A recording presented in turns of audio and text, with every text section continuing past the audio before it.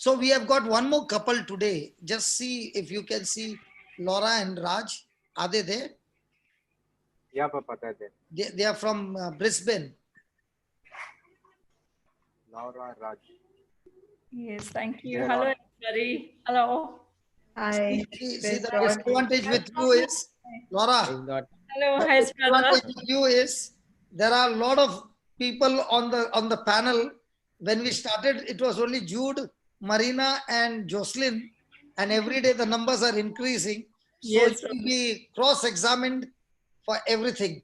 So you have every right to keep your mouth shut if you don't want to answer, because whatever you answer will be taken, it's recorded and will taken up against you. Okay? Okay, thank you. We will plead the Fifth Amendment.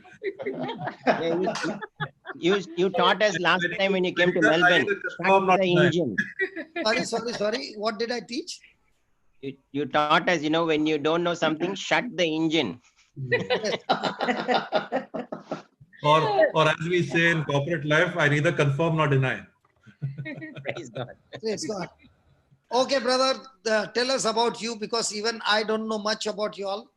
I've just met you all in Brisbane twice or thrice, but I've seen amazing couple. So I said, I want you all to come and share what you have experienced. Yeah, it's been a wonderful journey with the Lord, and yes, we all go. I just jumped in towards the latter half of the sharing just then, but yeah, there are so many things which we have experienced in our lives, various aspects of our journey. A lot of roller coaster rides too. As with everyone, what people see today is not what has been experienced throughout our lives. We probably the most recent one, since you're looking for more things around friction and challenges, is more around like we moved to Australia in around 2004, and prior to that we were around for 10 years in Dubai. And that's where I'm now, right now. Yes, you are. Yeah. And by the Lord, I mean, the Lord's grace, He's been very kind to us wherever we have gone, whatever we have worked. He's really blessed us abundantly with work and what have you. Towards the end of our time in Dubai, Laura moved to Bombay just because our son was in this final year at uni and a few other things, and her parents were not keeping too well. There was a time when we had a smaller place or an apartment in Bombay, but we wanted to go for something a bit bigger because of her parents, and we just needed a bigger place to be able to live. When she moved back on a more permanent basis, I would say around 2000. Yeah, around 2000 to Bombay. That's when we went and we bought an apartment close to where you live, brother, in IC Colony. Okay. And in the Kandarpada area, but it's we had no idea as to how we were actually going to come up with the funds and how to buy a place. Real estate was not not inexpensive. You had to put in a lot of money, and whilst we were established, we did not necessarily have the funds. But believe it or not, a few things which worked out. We sold a few of our investments. People who actually may have owed us money, who we had in fact not even thought would come back or return it. It came back from nowhere, and we were actually able to buy a place outright then, praise God, and settle there.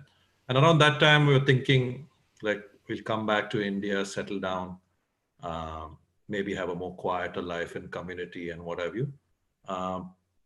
But at that time also, Danny, towards the end of his uni, we had a chat with him, our son, and we worked out that probably it's better that we went and checked what it is.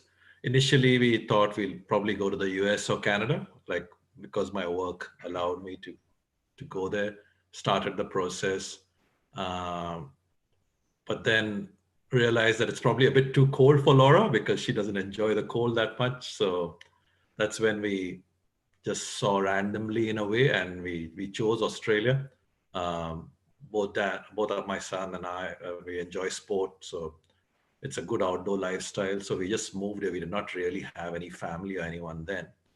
So we applied around late 2002 to come here, and our papers and everything, in principle, we got approval in 3 months by God's grace. And at that time, my sister, who you met, Shalini, she was also thinking of coming over, but probably, like, there was something around maybe points or whatever. So that's when we realized, because my mom, who was living with both of us, we added her papers to ours at that point in time to apply as a permanent resident. And we were told that obviously there's a very low chance of her getting an immediate visa because of her age, and as a permanent resident because they are in a way not contributing anything and they're old and they would be on the healthcare system. So I was told there's around 1 in 10,000 chance of her getting. So we had to go through a process where a few months it got delayed because we added her name. And my mom, whom we have also met, because we had to prove dependency and that sort of a thing. But believe it or not, by God's grace, again, her papers were approved and it was all part of our visa. So she came into Australia as a permanent resident from day one, which, like, God's wondrous miracles.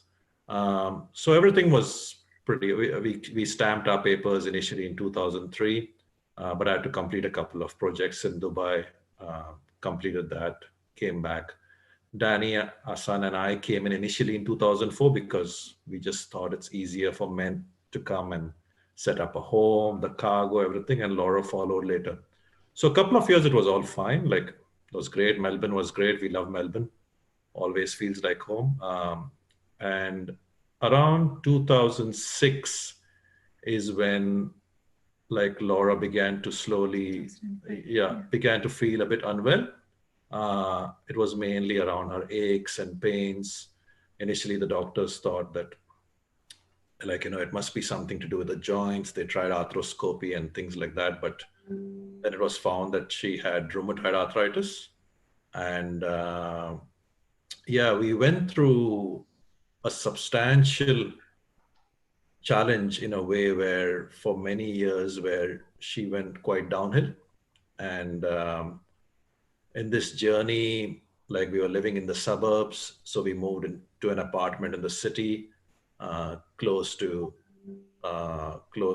Flagstaff Gardens, so that she could travel a bit easily to work.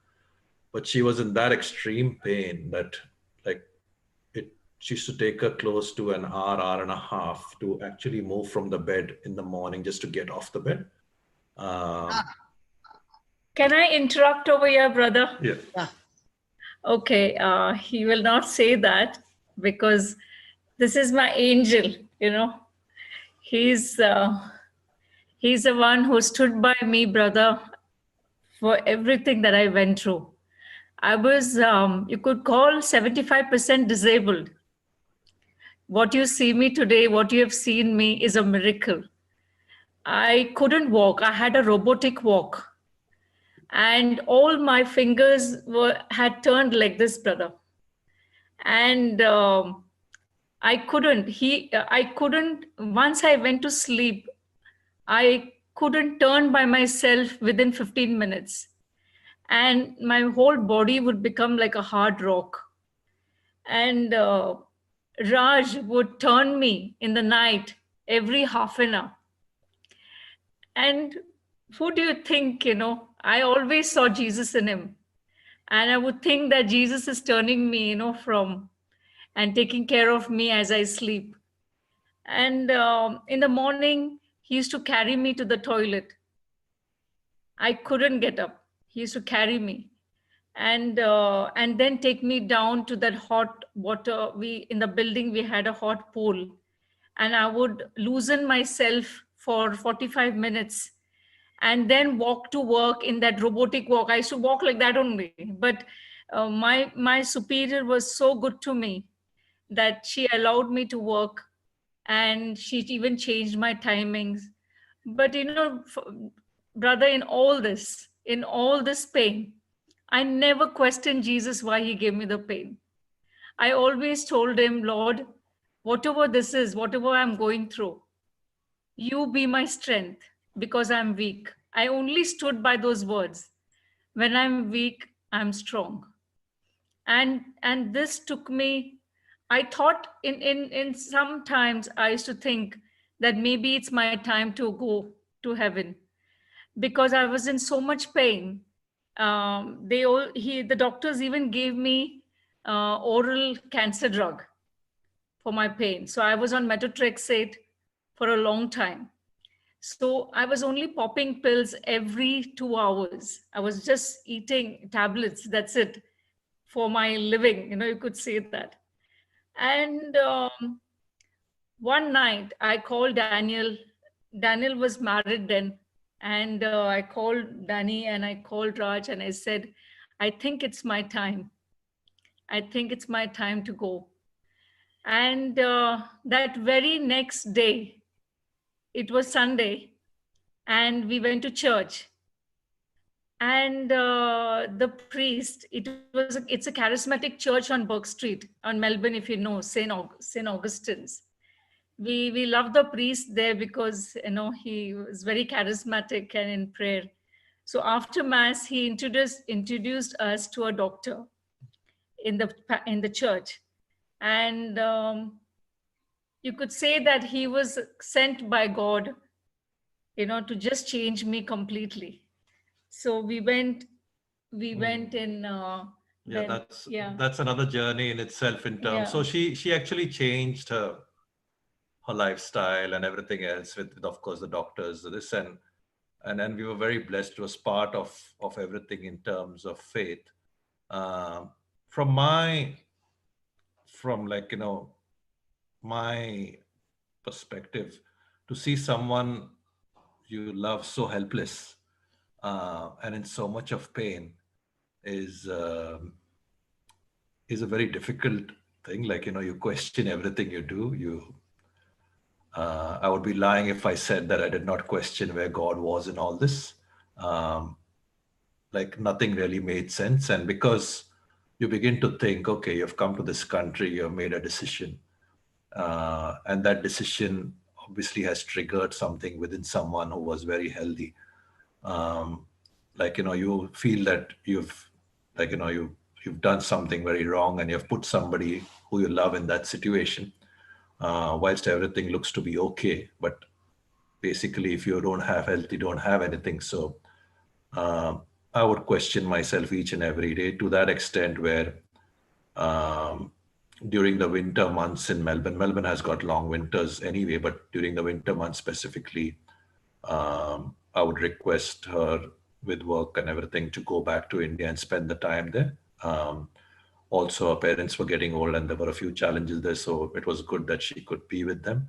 So those 3-4 months she would actually go and spend in India over a few years. She was certainly better when she went there, but the minute she came back to Australia, the weather or something would trigger from here. So I used to always think, now I think it's time. The Lord is asking us now to move on, because this place basically is not going to work in terms of health and what have you. But also, I was thinking, obviously the obvious choice is go back to India and spend some time there, where she's managing well, her family is there and healthy. My mom, my sister, everybody live in Melbourne anyway.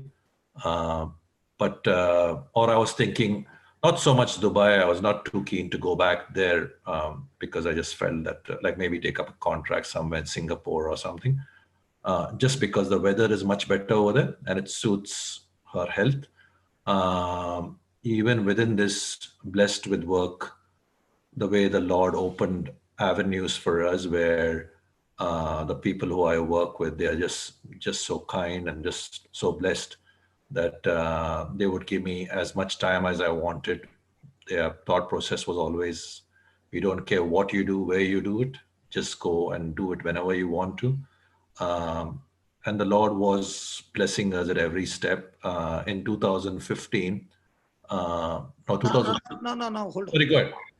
This sickness started at which year? 2005, brother. And Towards now the- 2015. So 10 Yes. years, 10 years are already gone in Yes. this pain. Yes. It's all over. It's all gone, brother. It progressively. Yeah. No, what I'm saying is, Yeah. I want to know the number of years. Because, Yeah. Yes. you know, brother, when I see arthritis, I get excited because I've been able to kill arthritis so much. Yes. Amen. Amen. I've seen results like anything. So when Amen. I see Amen. arthritis, I get excited because I'm a arthritis killer. Yes. Yes. So, Amen. so why I asked you is, how many years did it go? Arthritis is demonic. Yeah, it is. Yes, brother. Very true. Because what happened was, I attended a retreat, and I never knew about.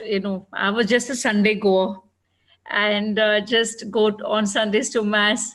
But my cousin never gave up on me. She would tell me, Laura, ek retreat kargo. Then I said, what is there in the retreat? I go to church. I go to church on Sundays, so that's enough. And I would sort of, put her away and just make an excuse. But she never gave up on me, brother. She was very simple cousin of mine, who was widowed very young, and she only depended on God for everything. We saw that, but still, probably, maybe I never understood that. I never understood that part. And then finally, it was just little before, the thing that kept me strong in my pain was that my God, at that time I knew my God was with me. That's only after the retreat when I understood that I had to offload my bitterness, offload all the thing that burden that I was carrying, all that negative. Okay, the key is when a person is in extreme bitterness, Yes, you open the demonic spirit to yes, hit that person and Yes. give that person such a torture and such a pain, Yes. because that bitterness is a cause of 99% of the sicknesses. yes, brother. I agree. I agree to that. Yes, and I held on to all this thing in my heart, and in fact, the one bitterness that I held was my own mother. It was because I was so. No, we don't want the detail. Only Yeah. that's enough. Yeah. Okay. Okay. All right. Okay. I No, thought. no, bitterness about the mother. We don't want the third party to be Yeah. involved. Okay. All right. Okay, go ahead. You can share other things. So it was a bitterness that I was carrying about so many things, and I did not know how to offload it, and that was the thing I think I was holding on to, and was very negative about a lot of things, and then now I know, like, what it does to you. Okay, now Because the bitterness in your heart, how would you be with your angel? how will I be with my angel? You called him an angel. I changed his name from Raj to No, angel. but I must say, like, even through all this pain, she was already on the journey and positive. But like, through everything, she carried herself with so much of grace, like so much of pain. Even when she came back home, the first thing she would do is go straight to the kitchen, and make it a point to prepare meals. Even we were just a day ago, we were talking about her even opening a bottle where she couldn't open it because of the way her hands were, and she needed me to open the bottles. And what a blessing and grace it is from God that He's given her everything back. He's given my life back, Yeah, brother. He and, gave me a new life. And And, it's whilst yes, God never ever wants us to be in pain or in misery, but we can actually work it to our benefit and positive thing. When you realize, when you're pushed the way we have been pushed, we realize that everything, the smallest thing, is such a grace and blessing. Like, for example, when Laura, she For She example, opens- now when you're saying Yeah. opening a bottle, we just take it casually. Yes, that's But right. for a person who is sick, when he is able to open that bottle, he's crying and saying, God, I could not do this, and now I'm able to do it. Yes, right. brother. Yes. I That's- always thank God. Yeah. Now, whatever I do, I thank Him in everything and give glory to Him. Yeah. I thank Him for the smallest. People may think it is silly, but I couldn't peel a potato. So whenever I peel a potato, I thank Him for it because I couldn't hold the peeler in my hand. I couldn't do the smallest of jobs. And today I can do so many things. I can lift a 25-liter bag of my garden soil. I can, Wow. brother, I thought that I will not be able to carry my grandchild because I couldn't lift even 1 kilo of weight. My Raju used to carry my Raj used to carry my office bag to No, work. you can change that, Raju. Raju No, it's okay. It's okay. It's okay. used to carry my Raju. used to carry my office bag to work. He never felt shy even on the road. No, that's what I'm saying. A person who has gone through the journey, Yes, brother. you got different names for different issues of life. Sometimes Yes. he's Raju, sometimes he's your angel, sometimes he's Raj, Angel. sometimes or so many things. But the beauty part is all in this journey. Yes. There was so much of polishing going on that Yes. what you got married at that time, you could not express that love when you were young. But in this time, something that you have never done before, you began to do that. Is that right, Raj? That's right. Yes, that's right, And brother. someone just shared, I think Jay just shared about washing of the feet. So in equating that, like, and then love shows, you can show your love in ways. And I must, like, I never thought of it, like, it's just something which I would do. I don't know how, I mean, I'm a reasonably light sleeper, but I don't know how the Lord would tell me, like, that she needs to move in the night every half an hour, because if she would get cramped or this, it would just be natural in a way where the Lord is himself guiding me. And I would not feel any exhaustion, any tiredness. In the morning, I would wake up, there would be nothing like, a thought around like a disturbed And sleep. last night, what time we spoke? Yeah, it was so late, Yeah, brother. it was. It It was was. till- 3:45. Yes, Yes, yes. Then Linus spoke to me. Okay. So even I see that passion that you have to help somebody at any time. You don't get tired as long as you are on that love mode. Yes. There's nothing that will make you tired. Yes, Love brother. gives you an energy. I'm Yes. talking about agape love, an energy that you cannot ever think that this is possible through me. On agape love, you are on God's ability, God's power, God's endurance. Everything is it is totally different compared to your natural love. Amen. Yes. No, absolutely. And as Absolutely. you said, with the sharing just now around the agape love and also washing of the feet and serving, and how Jesus, like how he, though is the king and always there to serve, not to be served. And it has got even nothing to do with marriage. He just serves. He expects us to love our enemies. So, like, I think it's a question for each and every one of us where, like, if we can't feel that even within our marriage, then really, I don't know where can we feel it, because it's a bit weird.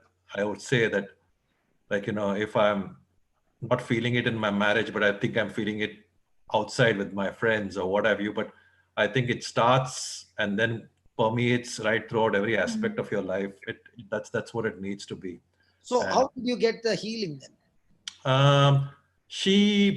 Obviously it's always the Lord. It's Always the Lord, brother, always. I put him, it was him. Yes, through him, he sent me John, that was my doctor who was a naturopath. And it was his reason, because he always put the Holy Spirit. He always put the Holy Spirit first, God first, and then your diet second. He said, call out to the Holy Spirit and ask him for guidance, and then listen to him and see what he's telling you. And I just went purely on that, brother.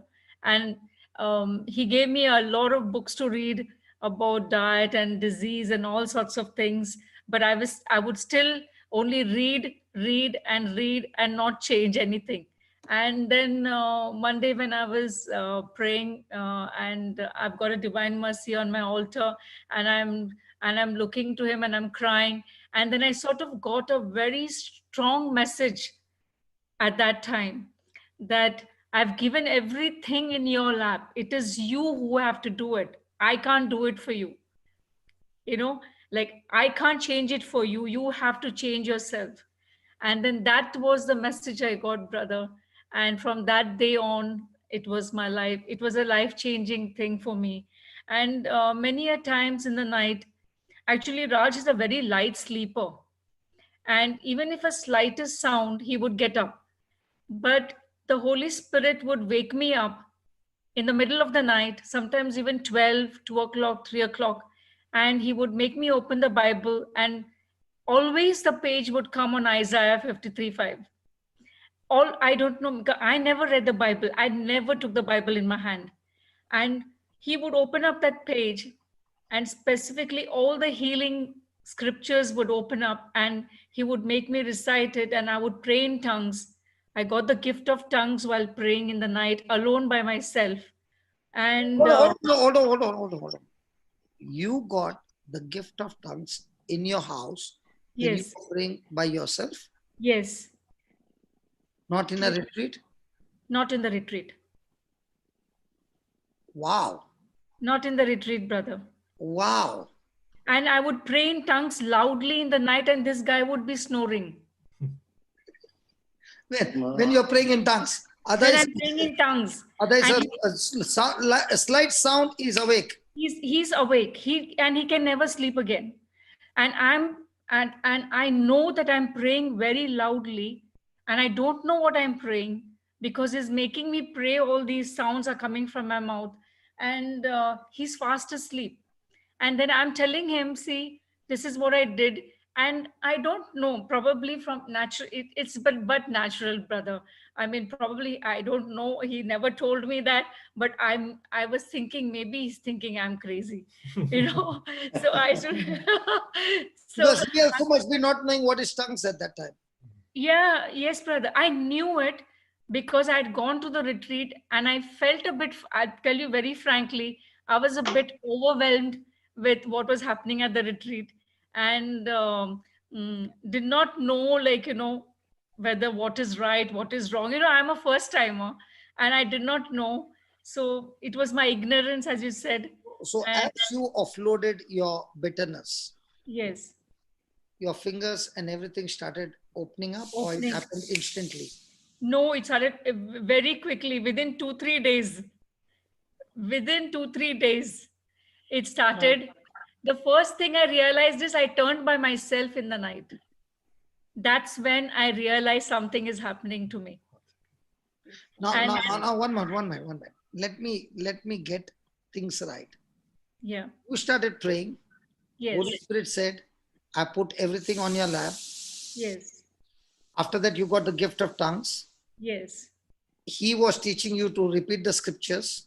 yes, And now, as you began to pray in tongues, offloading all the bitterness, in Yes. 3 days, everything in your life changed and your fingers became straight. yes, brother. It, Nobody prayed over you. no, it was nobody. What? Sorry. Nobody prayed over you. No, that was praying was done in Bombay. That was praying was done in Bombay at the retreat, and that brother. And how many months went by from Bombay? Many months. But that one thing that brother said, he said, Laura, God is calling you for something big. So I didn't know what it was. And that time I was well. I was not with this pain. When I went for the retreat was before coming to Australia. And Okay. he told, yeah. And So you have not gone to the retreat when you are sick. no, You have gone to the retreat before the sickness could come. before the sickness could come. So God had already given you to offload those things. Yes. You did not offload even after the retreat. No. And you came with the load to Australia. I probably may have done a bit, but not all, I think. Yes. It Yes, is, I yes, know. yes. Unless the pressure comes, the squeeze has to be there. Yes, Because the paste will not come out till you press the tube. yes, yes. So it was not, I was perfectly okay when I went to the retreat. The only person whom I told I'm sorry was my mom. As soon as I came, I gave her a big hug, and she thought I was silly. She really thought something's wrong with me. And then she's saying, "What are you doing?" I said, "Yes, mom, I'm sorry for everything." And I gave her a hug, I gave her a tight kiss. And it did change me. It did change me quite a bit, my thinking. But but yes, I mean, I did not probably offload everything. I did confess everything that I did at the retreat, but I may have been carrying that baggage with me still. And Okay. then, yes. Now the 3 days, your fingers got opened and all that. After that, what happened? I first, no, the first thing happened was I turned by myself. And when I turned by myself, I called my doctor and I told him that, John, this is what happened. And the first thing he screamed was, "Thank you, Holy Spirit. And thank you, Father God, for this." And then I said, "Yes, it is a wonder what has happened." And then he said, "Laura, always rely on God, always rely on Him and the scriptures." And though I was not a very much, I'll be frank that I'm not very versed. I was not very versed with the Bible and the scriptures then. But my faith in God, for me, it is very simple, brother. I love my Jesus to the core, and Jesus loves me, and nothing can come between me and Jesus. So that's all I held on to. One minute. All that you said is not biblical. No. The reason is the kingdom of God Yeah. works on a system. Yes. What you are trying to say, Jesus, I love you, and nothing comes in between. And Jesus corrected Thomas because he was just like you. Yes. Because even though you are saying all those things, Yes. when you don't know the scriptures, you end up becoming Thomas. Yes. Please. Now I've got a fan over here. Yes. Okay. If I say the fan will work without the system, it will not work. Yes. I have to go to the correct switch, the correct connections, everything right, the system is right, it will work. Yes. But if I take those wires and fix it in a wrong way, it might even burn the house. Yes. Okay. I understand you have got emotional love for Jesus. Okay. But Yes. Jesus told Thomas, listen, Thomas, you believe me because you have seen me. Yes. But blessed are those who have not seen me but yet believe. Means Yes. what? We don't see with Jesus with eyes, but we see Jesus through the scriptures. Yes. And God wants every one of us Yes. to shift from Thomas faith to Abraham faith. Yes. And when you are on Abraham faith, Yes. that is a call for every Christian. Yes. Yes. Brother. And let me tell you one more thing. I'm not giving you fear. No. If a person got healed because of God's mercy, and now times have changed, and God has given you time to study the word, the Yes. person does not invest his time in studying the word. Yes. The next time when Satan comes and strikes you, he's Yes. not going to play the match on that level. Yes. The level is going to increase. Yes, brother. And that's why it is always a time where Yes. God gives you to prepare yourself Yes. before the enemy can strike you. You quickly shift from Thomas faith to Yes. Abraham faith. Yes, amen. Thank you. Yes, brother. Very true. Because I was very I mean it was just my learning curve at that time. And it was just a beginning, it was a beginning stage of my journey with the Lord. And at that time I only knew that He loved me unconditionally, and there could, I mean, nothing can come in between. Again. Yes, God loves everybody unconditionally, conditionally. Yes. but the system is the same.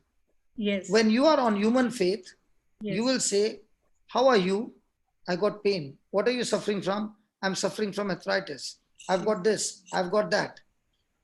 Everything in your love is good, but it won't work because you are on an opposite system. Yes. The Lord says, if you love me, you will keep my word. And his word says, when you're weak, you shall open your mouth and say, I'm strong. Yes. Amen. So when you're not operating on his system, he's helpless. He can't do anything. Yes. Because if he goes and does something, he's going against his own word. Yes. That is why there is a kingdom. Now, Brother Raj, you Yes, are sir. driving in Dubai. Agreed? Yes. Now, can you drive the same car in the same way what you are driving in Dubai, in Australia? They'll book you because it's on the opposite direction. And I don't think I'll be alive to for them to book me also. So as the kingdom changes, Yes. the laws changes. Yes. Brother, if a person can only think of one thing, God's word is such a spiritual law that it can never change. Imagine for a moment, you as a IT or whatever is your profession, just imagine gravity has to shift with some decimal point, just some decimal point. You know what will happen on earth? Chaos. Chaos. Chaos. So imagine from the time of creation, the gravity has not shifted even in a decimal point. And this gravity and everything that God created was his word. So Yes. he is saying, if you stick to my word and have confidence that the word always works the same way, the way it is operating on gravity, your Yes, whole life begins to change. And it has. And it has, yeah. brother, because then that has changed only after meeting you. It has. But one minute. I have seen you only once or twice. Yes. Can you tell me how did we meet We met for the first retreat. in Brisbane? Yes. That's right. Yeah.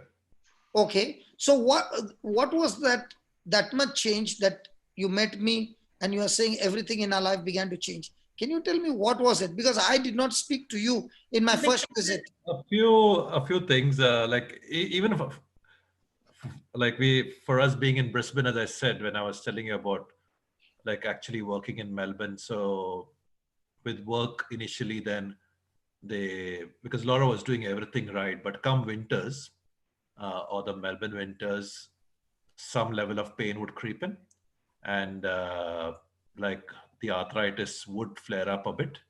Not to the extent at which it was, but there would be. So again, that challenge around, are we in the right place, or whether we need to move back, or maybe I move to a place which is certainly more temperate or warmer. Then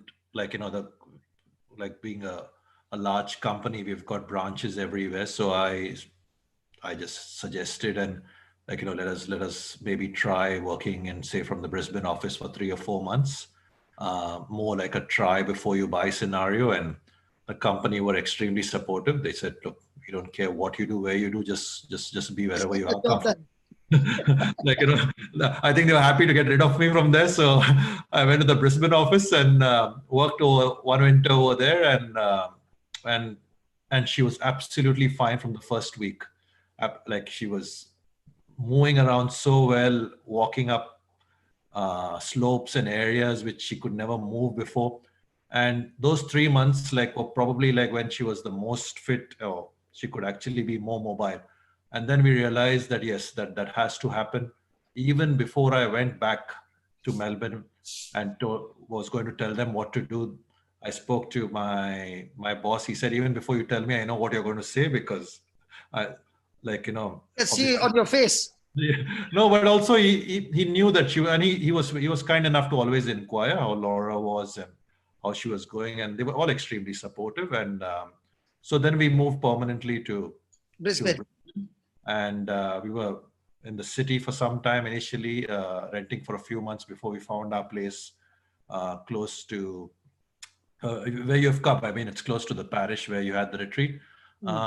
So that's when, and after a couple of years, then we went for a retreat with you. It's interesting. She said that our lives have changed, and she's absolutely right in the sense that we do the same old scenario. We do the Sunday thing. I would love to go for mass. I would love to go even 3 or 4 times on a Sunday if I had the opportunity. But Retreat? Like, yeah, but Retreat?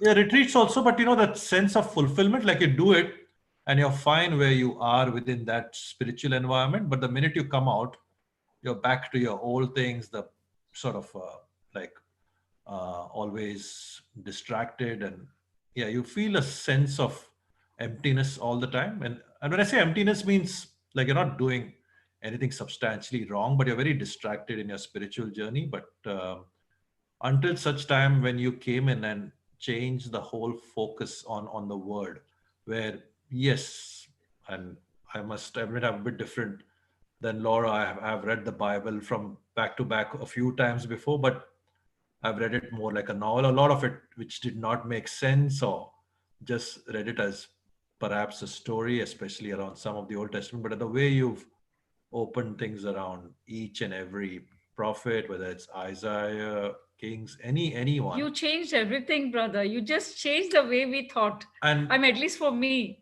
and the focus. It was like a different, the moment I heard you, it was only the first 10, 15 minutes you were talking. And it was like, oh, what is this? This is something new to me. And I've never gone into this dimension, like this thing. And it just like, it was like a new hope, like a new hope to cling on. It is not that, brother, we don't have challenges. We have a lot of challenges that Satan throws at us. But the word, God's word, and the truth, just to know him, the truth, which, gives us the strength that, no matter what, it sets you like, free. it just sets you free. Like, it gives you that. She's absolutely right in terms of those 10, 15 minutes. What was really important and what really made a difference was the focus on quality rather than quantity, because more around, oh, let's finish these few chapters, or let's cover so many topics. You could just focus on one word or like one verse of any scripture which you were referring to, and then you could meditate on it day and night, and the gems and like the diamonds and everything else which it would come out of it. Come out of it, brother. And Thank just you so focus much. and Thank read you it. so much. But otherwise Yes. it was more around, oh, let's complete a few chapters, Yes. let's do this, let's do that. What is the length of someone's homily? And the focus around the charisms, like, it was more around how good maybe a priest's homily was. And what we admired was how you took the focus off you, and it has always been of the word and his word.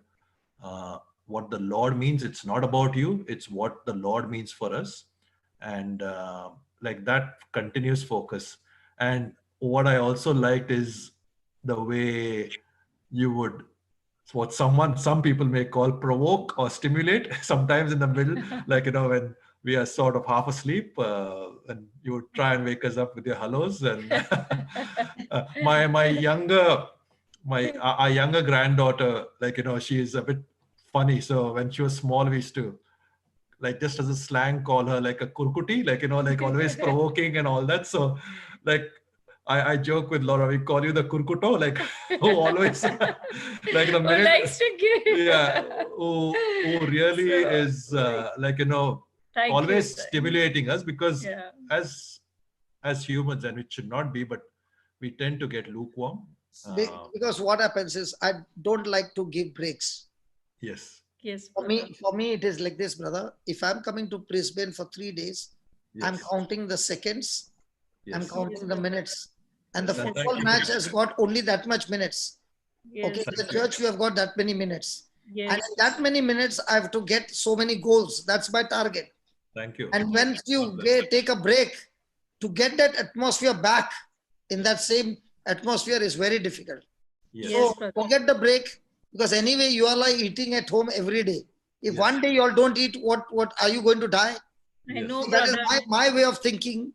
But Yes. for me, it is every day not eating. Yes, But for brother. you all, that if I can cut off that break, Yes. Yes. among the whole meeting, the only thing I hate is the break.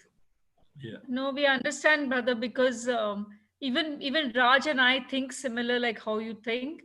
Like for us also, like, when you're having such beautiful and wonderful talks, and that break actually really gives you that break. So we like to focus on what you're saying, and then there are so many, I mean, everybody is not the same. People want to have their meals and they need their break for whatever reason. But I agree with you where you come from, and we would also like the same. As you got a project, Yeah. I always look at every day a project. And by the time I finish, I have to give my best because I will not get a chance again. Because you know, brother, for me it is like this. God has given me a chance to meet somebody, and that somebody has opened his heart. And at that minute, if I did not do my job, I failed miserably. And I don't like to fail. In my life, even in business, I could not stand failing. I was a person that I want the figure. I will not go to sleep till I get it. That was my attitude. So even now, my attitude is like last night, I was talking to the person in Pakistan and I fixed it up. Today from 6:30 onwards, I'm in Pakistan. Wow. So Great. I am looking for avenues that if it is 3 o'clock at night, I'm ready. But I want to do my job. Sorry, brother. Amen. Hats off to you, brother. Amen. Hats off Thank to you, you. brother. Thank you, Praise Jesus, God. for giving us you. Thank you, brother. You're a blessing to us. Thank you. To all. So the joy is now when she's talking and she's saying, I could not open the bottle, I could not do this and this.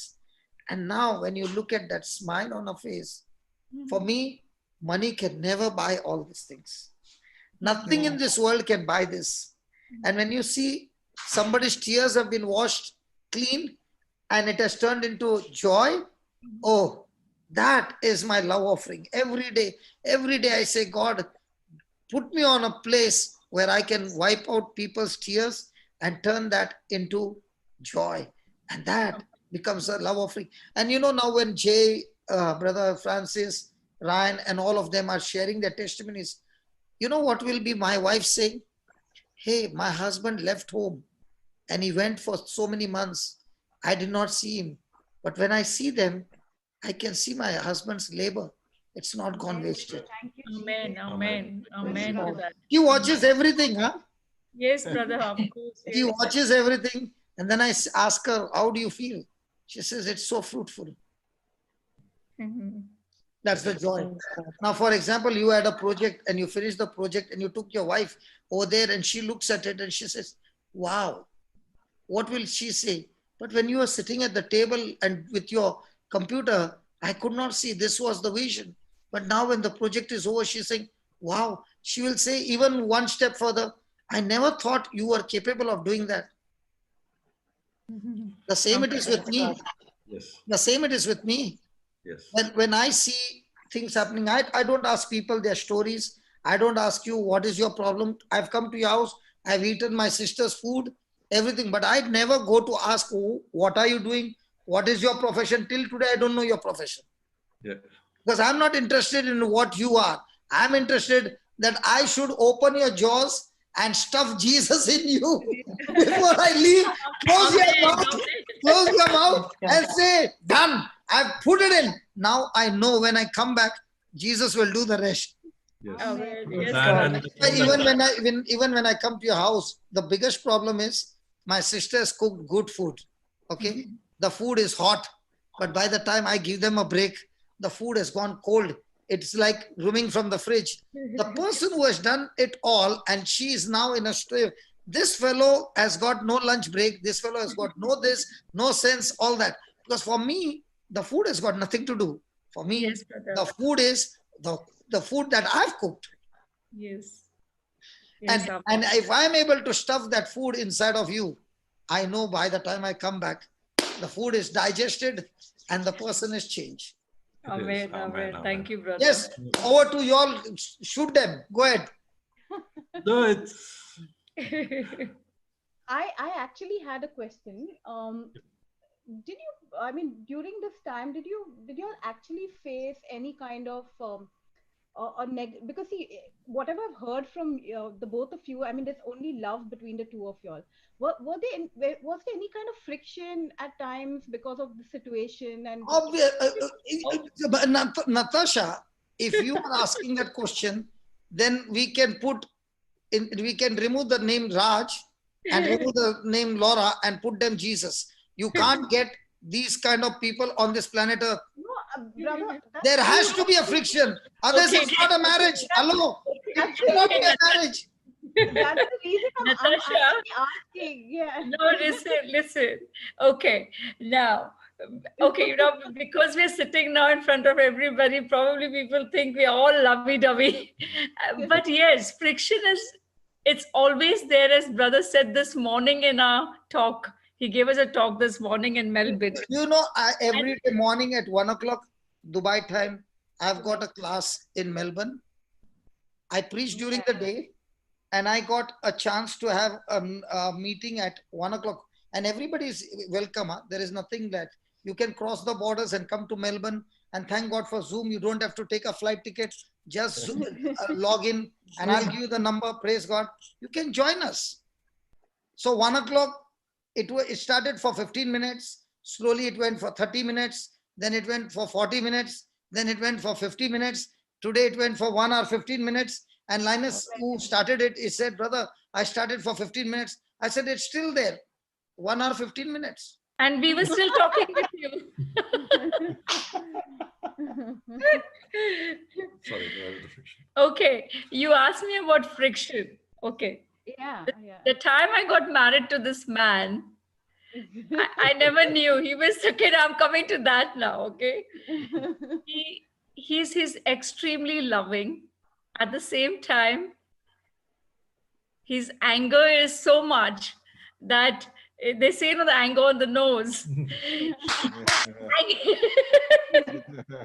His anger, nobody can stand his anger, okay? Nobody, not even in his office. He's so angry, he's very angry.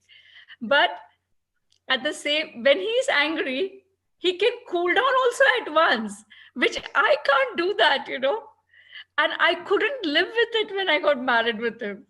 I would think, how can he get angry so fast and cool down also at the same time and say sorry? But I wouldn't say sorry. I wouldn't. As I would just get, how can he do that? How can he get angry and say, I'm sorry, baby, and it's done, it's over? How can it be like that, you know? But So you I would mean, take the balance sheet for the next day. I would not next day.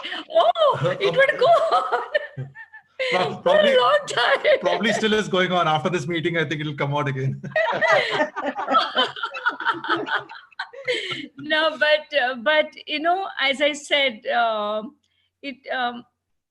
would always keep the anger and keep the bitterness, and all this bitterness was building up into me. And but the only time after many years when I did that retreat, brother, as I said, I understood what it was, and I gave that part of where I could not reconcile with him. I said, Lord, you come in to that part of mine and you take over, because I can't handle this. This is beyond me. And it worked wonders, Natasha, because I remember then whenever he got angry, I would just keep quiet and keep quiet, and just in my mind, I would just say, Jesus, Jesus, Jesus, Jesus, Jesus, Jesus, Jesus. I would just say that and give me the strength, give me the... He would calm down anyway, because he would calm down even when he's angry. But probably, I don't know, I've never asked him. He would he may have thought that I don't react anymore. But lately, I think it's been for the past 6 months. Again, I had started sort of, going back to my old ways and sort of reacting again when he would get angry. But for the past 1 month, I've again realized that, no, I should go back to what I did and calm myself down and not give in to Satan and not give in to these, because only through these challenges, I will come out strong. And only through these challenges, I'll be victorious. Only through these challenges in my marriage, I will come out joyful, and I will never have any bitterness. And I learned a lot in these 2 sessions with Brother Johnson, yesterday and today. And I've decided that the Lord is with me and He will let me and Raj, in our relationship, no matter what comes in our way, I'm sure we will come off through it. Like, you know what I'm saying? Okay, okay. Now, he has got anger. You have got anger for a long time. He has got just like a matches, and the Yes. matchstick is over. Over. But you have got like a stove still burning with kerosene. Yes. Okay. Yes. Okay. Now you know that both of you are different. Yes. Okay. Yes. Now with his pressure, is challenging you to keep your mouth shut, Yes. and your mouth is not going to get shut. No. No. So now his pressure is helping you to take that conflict Yes. and turn it into agape love, because you don't want to lose his companionship. Yes, brother. You True. don't want to lose his fellow friendship. Yes, brother. You love him, but at the same time you hate what he's doing. Yes. Okay. Now because of love, you are saying, go ahead and give me your best punch. I will change for you. Yes. Are you in pain when he's in anger? Yeah, I Yes, mean, yes, yes, yes. Say yes, say yes, say yes, say yes. yes. Don't turn around, say yes. That pain is saying there is disorder in you. Yes. When there is stomach pain, the pain is saying there's some disorder in the stomach. When there's pain in your fingers, it's saying, sir, there's some disorder in you. So Yes. if you feel the pain, who needs to change? Raj. No, I. So every time a spouse is going through a pain, that pain is saying, if you don't change, it's going to increase even more. Yes. So because you love, now you're saying, Lord, give me the instruction. What should I do to change myself? Yes. So Amen. remember, when there is pain, there is a crisis. Yes, brother. And that crisis is nothing but God inviting you to change to receive your miracle. So now when you're practicing every day to change, Yes. after that it becomes a habit. And now, like Brother Francis was sharing, every time she runs to the prayer room and she doesn't come out. And when she comes out, she's cool. She's not arguing with me anymore. It has become a change in my lifestyle. Now my sand is only missing from the paper. Now only what is remaining is only a paper. Now, what changed him? The continuous change of response by the spouse. Yes. Amen. And when you do that, okay, when you do that, even though he's loving, even though this, how many of us agree anger can make a person take a very, very difficult decision in that time, and that can cost a whole future. Yes, brother. I agree Yes. with that. Yes, brother. And God wants you to get rid of that in Yes, him. brother. But Yes. it is you who is going to respond it in God's way, so that that anger, which is a demonic spirit, Yeah. can be destroyed by only agape love. Yes, brother. Thank you. Yes. So now that you understand that his anger is helping you to squeeze agape love, like Eve gave the fruit, now you are saying, darling, come here, and you're forcing into him agape love. Now that spirit of anger is tormented and it doesn't trouble him anymore. Yes. Yes, brother. True. So on, let's say he's working in his office at this level. The moment that spirit leaves, he'll be on this level. Yes, brother. That is why God has given us such wonderful shock observers, Yes. okay, to change each other using the word of God. Natasha, God Amen. bless you for that question. We did not know this part of the story. They kept only the rosy part. Yes. And I told them while coming, I don't want to listen to the rosy part. I want to listen to this part. No, Yeah. brother. It's every this thing. And If you're a good lawyer, you know where to take and get the stuff out. yes, So- no, it was a very good question. And in every marriage has these things, and how we come out strong. That is why God fused us with people who will challenge us with conflict. Yes, brother. Otherwise, the change will come. Do I look like I used to go into all that? Now I've changed. Hey, brother, Natasha, do you realize that it's still not a woman problem, but a man problem? Sorry. What was that excuse? No, it is still like it's not a woman No, problem. no. It's the man who's the No, problem. no. No. No, brother, no. No, Listen. it Brother, is not. brother, okay. Let me ask, brother. I'm just Now he's winding. in the ring. Now he cannot come out. Now he's in the ring. Okay. You said men problem, woman problem. Okay. Yeah. They in the gym they walk. What is that called? The Treadmill. Treadmill. Now, is that treadmill a problem? In what way, brother? See, is the gym fellow getting Raj from his house, or is he No. going to the gym on his own? Has to go to the gym. On his own. Yes. Is anybody tying him up to the treadmill, or No. is he himself jumping on inside? He's jumping on it. Correct. And the speed is maintained on what he wants. Yes. Correct? Yes. Now, when he's running and panting and sweating, is that a labor? Yes. Yes. Is that difficult? Yes. Then why are you doing it? Because you Because he know, wants to build after his I body. do this for 6 months, my whole physique will change. In the Yes. same way, your spouse is your treadmill. And if you take it as a treadmill, then you are saying, because of her, I'm going to grow my muscles, which will help me for my lifetime. But if you take a treadmill as a what do you say, by force, and somebody puts you there, now you're not even running. The treadmill can push you and you can break your head. Yes, brother. Very good example. Hey, brother Francis, bola military man. Because we all men are panting and sweating anyway. Sorry, tell me. No, it's a good example because we men are panting and sweating with the effort anyway. But when you're panting and sweating after 6 months, Yes. are you the same? No, No. Has your stamina increased?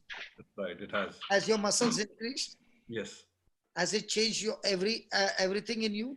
it Yes. has. So your wife is nothing but a treadmill. And Or she in other might, words, and she No, might put a lap.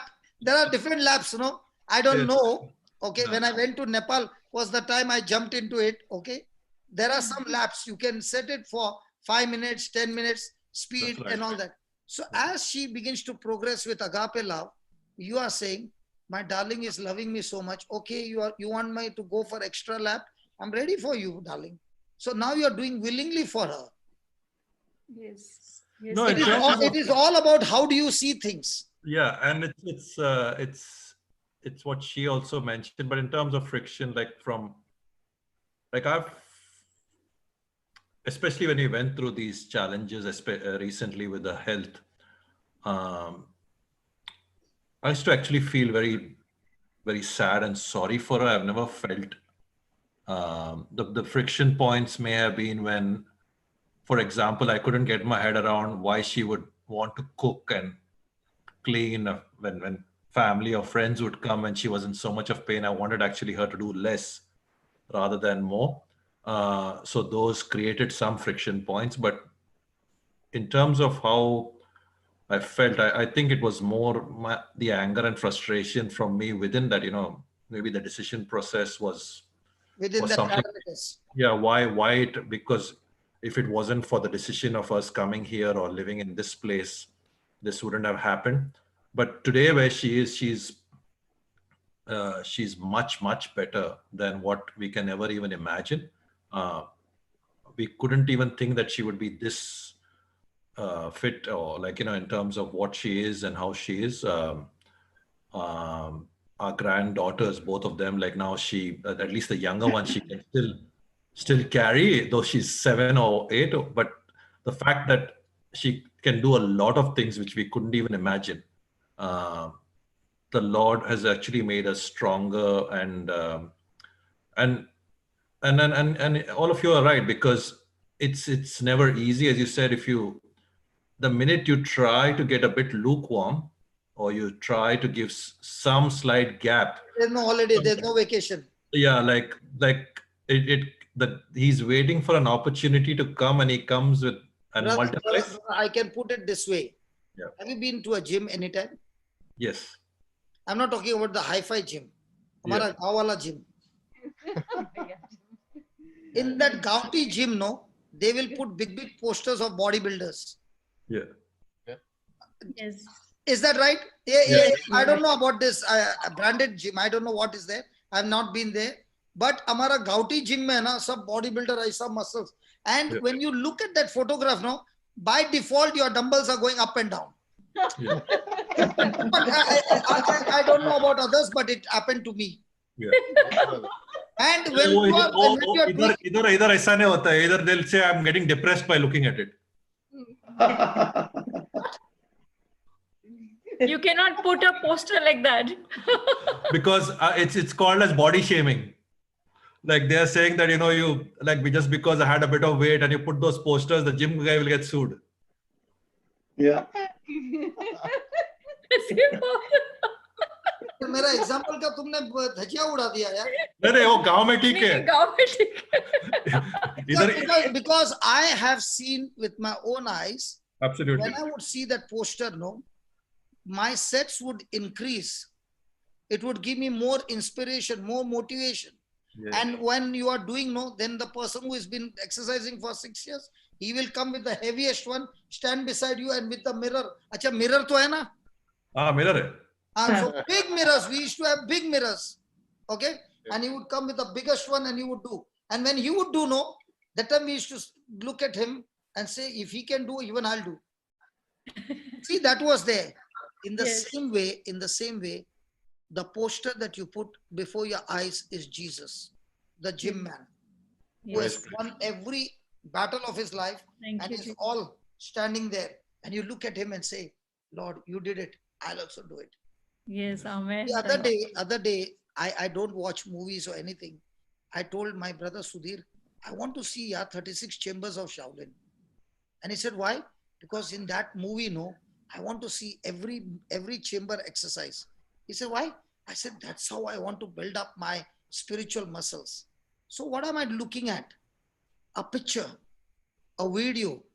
And if I can keep that video and picture in front of me, it becomes my faith. Yes. And it becomes a faith seed that I'm sending the picture to God and saying, God, this is my vision for my life. So I am going to practice it and I'm going to come out victorious. Amen. Amen. But I never knew that in Australia, aisa hai. If you keep the picture there, they will sue you. My God. So what was an inspiration, they have turned it around into accusation. That's what the world does. Yes. But in where we were in India, they would purposely put that picture that would inspire people, and there would have been a skinny person who got inspired with that picture and then became a state level or a national level. I've heard those stories as well. Looking at the picture, the man got inspired. Brother Francis, you are on the back foot. You came in front. Tell me what's your question?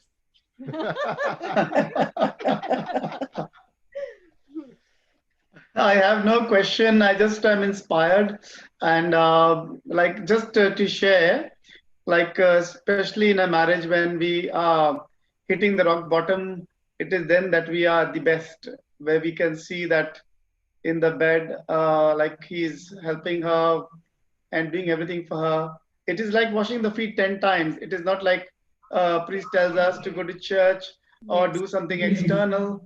And then 364 days in a year they do nothing, and that is not the way we measure love. Yes. Love is measured by your day-to-day experiences, the way they've shared, and every day is a battle. Every day is a battle, and especially when you live together, that is when you enjoy together and you come to know what's happening. Like even like in the morning, like sometimes you go to the toilet, the other person has not cleaned it. You don't shout at her, you don't get angry, you're doing that, you're washing the feet there. Yes. You see, Yes. so that's what we have to understand in a marriage. And that's when the love is growing. The other person doesn't even realize it sometimes that what you've done, but it is someone else is watching you, someone else is seeing that, and you know who it is. And that is building up your love. That is building up the relationship. It is growing, growing, and growing. And you can see it on the faces, you see. Doing what your right hand does, the left hand doesn't know. Yes, that is what is a relationship. It is not that, hey, look, I did this. and then we are comparing, and someone else sitting there who did much, much more than you, that you saw a beggar on the road, he cleaned the vomit, he cleaned everything, he did not tell anything to anyone, he came back and said, thank the Lord, you gave me this opportunity to serve you. Yes. You see, that's what it is. It is not a ritual that if I go to church on a Sunday, that, oh, wow, I'm feeling so redeemed. Wow, you can read the word of God. And in that, when you're sharing that one verse, it is like you are enjoying and cherishing that fruit for the entire day. Like one day is like a lifetime. Yes. So that is a beautiful sharing that we got from Laura and Jay. Was excellent. I was just cherishing it. Sorry, Raj. Yeah, No, Raj. Raj, it's fine. Guys, Thank you. my bad. You can Just call relishing it. Raja, Beautiful. Raju, Channu, There are so Mundu. many names. There are so many names. Wonderful. So you can call with any name. She has already named him with everything. So My she apologies. surprises him every day.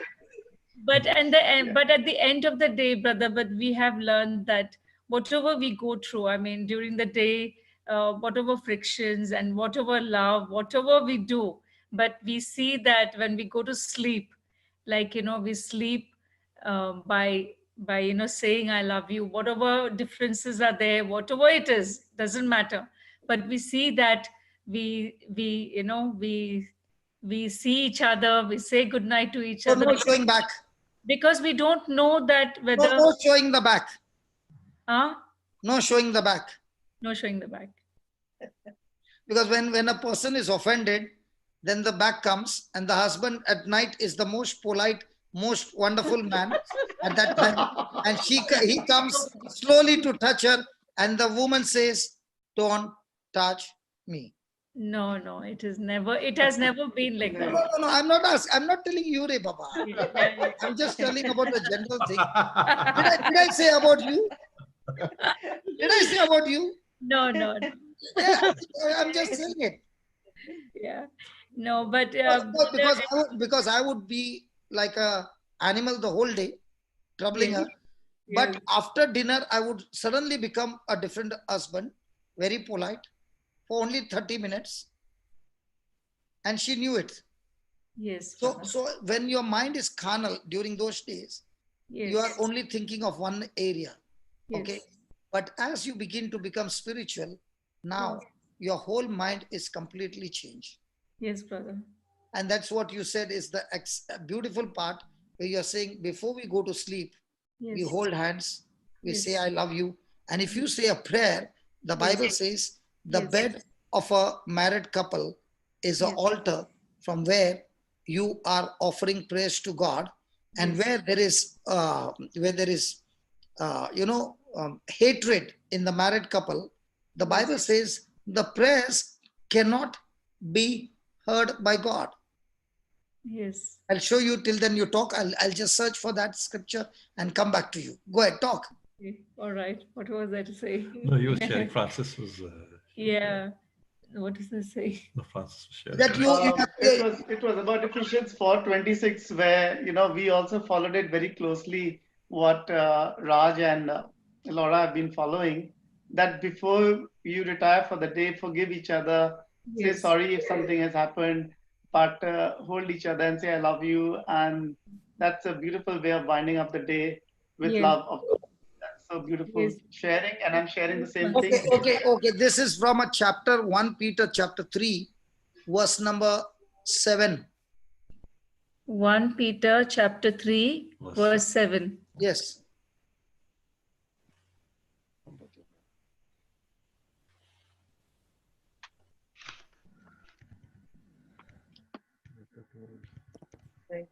Likewise, ye husbands. Yeah, read it loudly. We all want to hear.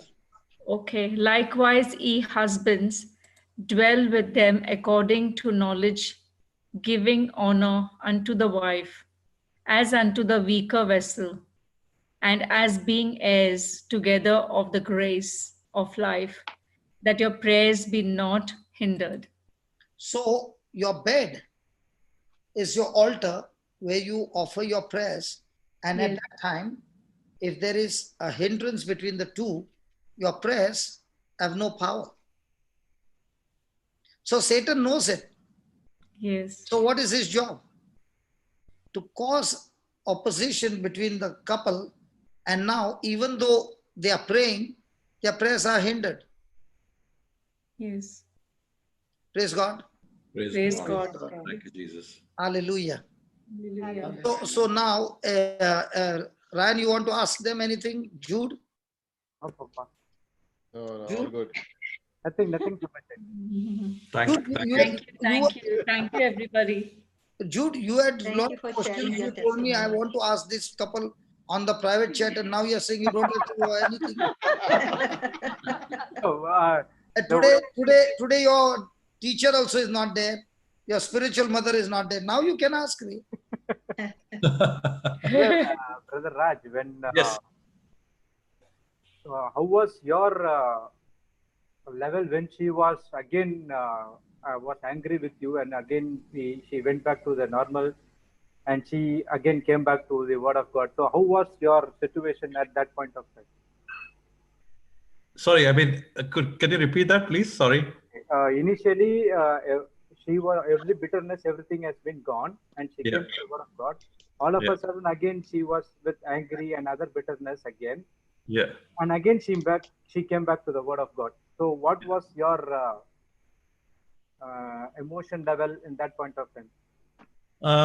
Internally, I would feel a bit different than externally, of course, but I would also think as to, and initially my thoughts was in terms of how like one can be inconsistent, like how can one be angry and then be something else at the same time. But then I would turn the mirror on myself, like, because if I can blow hot, blow cold so quickly, then it's different, and each one things work differently. Sometimes when it would not make sense, I would just be quiet, like Okay. begin to think as to why this is happening. Things would settle down, as she said. She's more of a slow boil or slow burn person, because like I would flare up and cool down more easily, but she would, like, take some time, but it would take her a bit longer to cool. I would, in my mind, some of the thoughts would come is like, to be brutally honest, if the Lord is working so well in her mind, why is she feeling this way? Like, why is it taking her so long to come back? Like, like if the Lord is working so well in her life, like, why should it be that, she holds on to things? But then again, as I said, I would put the blowtorch or the mirror on myself, that if it was working so well for me, then why am I flaring up or continue to flare up? So obviously, like, not hiding behind the excuse that, we all are human, but also that I need to develop the protection, my weapons, my defense is more stronger with the word of God. And that's ongoing. I hope in many ways that I'm a bit better than yesterday. I know I am, but at the same time, there are times when I stumble and fall, but also the key is not to be down there, but to dust myself and move on. Rest, as brother shared and as you all shared, the anger spirit is a demonic spirit. It does make you do things which you don't want to, say things which you don't want to. And when the words come out of your mouth, like, you can't take them back again, like, and they can cause a lot of hurt.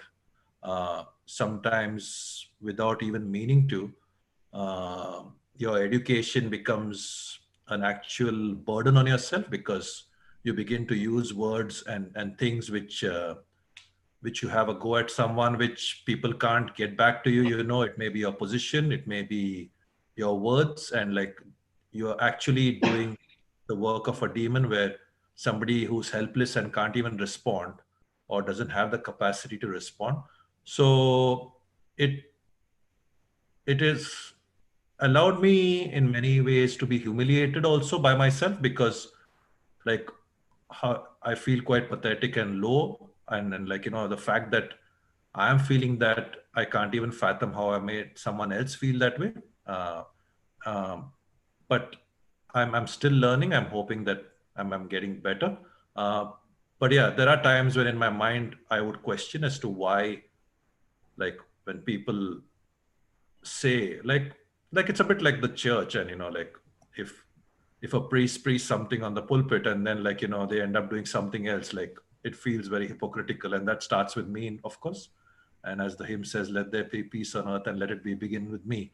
So I think we all need to work through where the buck stops with me, rather than even in fact, whether it's your spouse or we're talking about marriage, but eventually, as brother has always told us, that it is between me and the Lord. The Lord is going to ask account for what I have done and how I have behaved. What my spouse or anybody else has done, yes, we have done our best. What we need to be mindful and careful is we have not contributed to their negativity, their trauma, which I know my anger does. And it's something which I need to learn. And always, as brother has also shared, that always put the blowtorch and the mirror on ourselves, like, you know, and it's as simple as the Lord's Prayer, like, you know, not to judge others so that we don't get judged. And like, you know, it just stops with us. It's initially, it can be a bit like, you know, mind-blowing in a way, like it can be a bit numbing, because you realize like how Adam suddenly realized that he's naked, like in the Garden of Eden, and he was out then of the garden in a way, though he was in it. So, but even within that, then how to clothe yourself and protect yourself with his armor is something which is a journey. And like all of us, we are always a work in progress. Yay. We have to be mindful, not feel very very smug that, you know, okay, now we have reached a level, because the more we go, the more we get attacked. Yeah, really being mindful and developing our defenses. So in other words, we all have an assignment in a marriage. Yes. And when we started with decisions. But now we are discovering the truths. Yes. Yes, brother. Yes, brother. So the more I discover the truths, the more I discover my assignment in my marriage. And that is what is going to turn everything around. Yes, brother. So this meeting, this revival meeting is all about sitting, listening to other people's story, listening to the truths, and now begin to discover with the Lord his instructions. And when you discover those instructions, you begin to discover, oh my God, I never knew it could turn this way. Yes, brother. I want to ask you a question. Yeah. Brother Raj, you said you get angry so fast. You said in Konkani, they say, nakar tidok. They said, yes, yeah, very true. So I want to know the secret of how that anger cools down so quickly. She said, I don't know how it happens, because she says, like, I boil and boil and boil. It takes so long. Can you just give us a secret of how you cool down so fast? It may be a man or a woman thing. No, but jokes aside, I used to hide behind the fact that it was perhaps genetic, and like, you know, my parents or my grandparents are like that. So, you know, it's natural for me to be. In terms of the cooling process, I whilst it happens, I very quickly realize as to how irrational and unreasonable I am. It's also what really gets to me is the hurt and the pain which I cause. Whilst people in front of me, the family or my colleagues or my friends may not, like, you know, may just be tolerating what I said, or maybe just respecting what I am, which is really unreasonable. But I feel quite miserable very quickly in terms of how terrible, like, you know, and what I've done to someone, because words can kill, and like, you know, anger also that way can, because it also makes me feel quite terrible. Like, you know, I feel I go into a very dark place very quickly because of what I've done, because I've pushed someone into a dark place, and I've got absolutely no right to do that. And the two aspects of it, like, I do feel miserable, but at the same time, I also realize that I've got no right to feel the way I do. And whilst it may come across that I maybe cool down quickly, but I shouldn't have reached that place in the first place. Yes. So that's that. I've not done any favors on anyone, but I've actually done what I'm supposed to be doing normally anyway. So if I keep myself like a pig in, if I may use the proverbial 4-letter word, then that's how I'm going to continue. So it's my choice whether I wish to be there or actually come out of it. Sorry. Okay, now what I find is the quicker I change my thinking, my anger is gone. Yes, brother. There is no process. The process is simple. When I realize my mistake, I can keep. Now, for example, for me, everything is an example. I want to go to Dubai. I took a wrong turn and I heading towards Abu Dhabi. Now, if I'm on Sheikh Zayed Road, I have to go about 50, 60 kilometers to take a U-turn. Yes. So once I realize that this anger is taking me to Satan's destination, it is quick to see where is the exit to take a U-turn quickly. Yes. And the more delay I'm doing, I might even reach Bahrain on that same road. Yes, brother. So anger is nothing but a person who has taken a wrong exit. And the only way to cool down is take a U-turn as fast as you can. Yes, brother. That is what I understand. That's why I get flared up. But at once I know that I've made a wrong mistake, I quickly take a U-turn and come back. But if I keep going on the same track and I'm saying, God, I know you are the God of impossible. Lord, I will still travel on this route. And Lord, you will reach me to Dubai. Praise God. Hallelujah. You have reached Bahrain, man. Because by praying, your U-turn doesn't take place. You discovering that you are on a wrong track, you make a corresponding action is where you cool down quickly. Yes, Absolutely. If a person realizes that I'm on the wrong track and is still traveling, he's being foolish. Yes. That's why the Bible is for us to give us instructions. And the day you understand that anger is demonic and you're very sensitive to the Holy Spirit, quickly he says, you are inviting demon in your house. And that demon has got capacity to steal things which you cherish a lot, and he has got legal right to steal it. So what do you want? You want to keep your anger or you want to change quickly? And if you change quickly, you have put the thief back out of the house. Amen. There are no theories. You go and take a cool shower. I used to hear that. Take fridge water and put it on your head. All this I have had. Nothing. It is simple. This is the truth. This is the lie. You decide you want to continue or you want to come back. Yes. Absolutely, brother. And in fact, to add, and sorry to put you on the spot, brother, I'll give you your own example. Brother, when he was last year in Brisbane and when he was preaching, a couple of times, like, he was obviously in the flow and he was trying to do the right thing. And the slides or the hymns were not matching to what he was saying. And whilst he was not angry, but you could clearly realize that he's getting a bit annoyed because he was not getting the flow. And sorry to put you on the spot. No. Surely. We will learn something. No, and what obviously he said, but he never said anything. But even that small flicker of annoyance on his face, you did realize as to the effect which it is having on the person who's actually changing the slide, because the person was a bit nervous and was trying. Yeah. And I'm not naming names, brother. I'm just trying to. Yeah. Correct.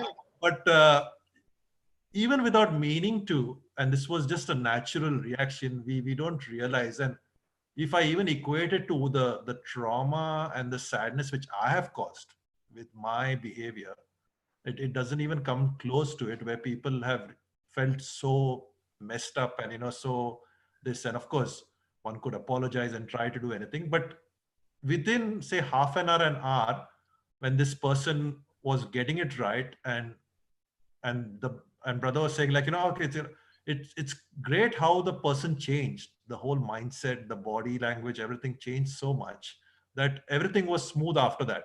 And I even appreciated, and I said, yes, see, it did.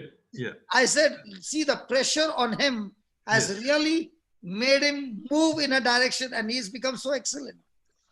Yes, brother. But it clearly shows that even what we don't realize is, even sometimes, like, as we say about the anger on the nose, but even an angry expression causes so much of distress to so many people. And a lot of us are at a stage in life, or perhaps at a level in life, in our marriages, at work, where we may be having positions of authority or, like, responsibility.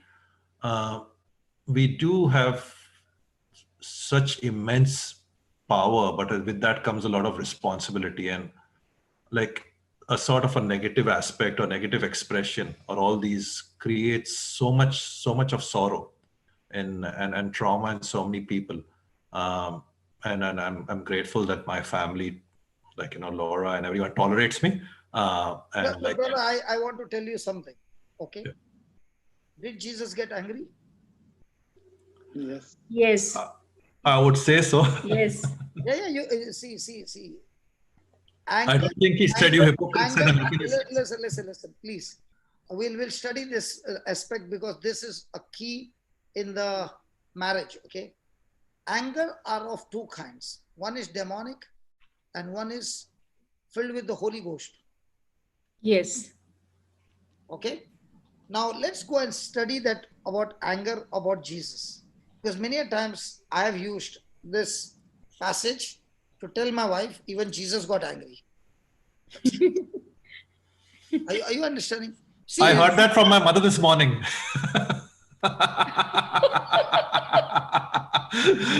जय झुकी राग आहे लो तुझ्याकडे कोणी राग करतलो. So let us study this, because I used it for a cover up. Okay. And why did Jesus get angry? Okay. Once you understand that, and then the Bible even gives you instruction that you must get angry. So if I show you both the scriptures, then you will be able to identify, is my anger demonic? Is my anger holy? Can we study that? Of course. Yes. Just to let you know, brother, like, we've got this prayer thing in Brisbane, but you can carry on. No, but as of now, there's praise and worship. It'll go on for half an hour, but we may exit in, say, half an hour or so. Okay. Before that, I will also finish. But please go on with this. Please. We would love to. So what is the scripture? Yeah. It is in Mark 11. 11:15. Let me go and search 15. 15.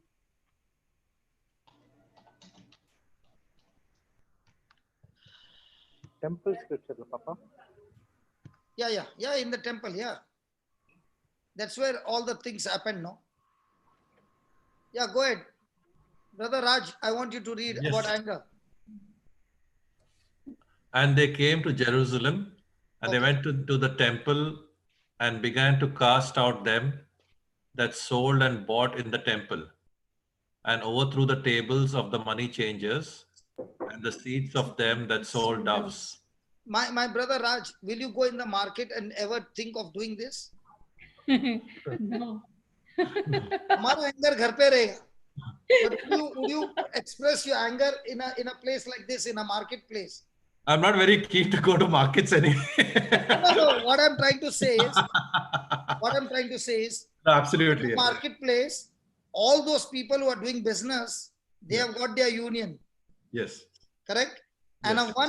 just one person walks in and begins to do all these things. Will Yes. they tolerate? No, they won't. Now watch what happens. Okay, 16.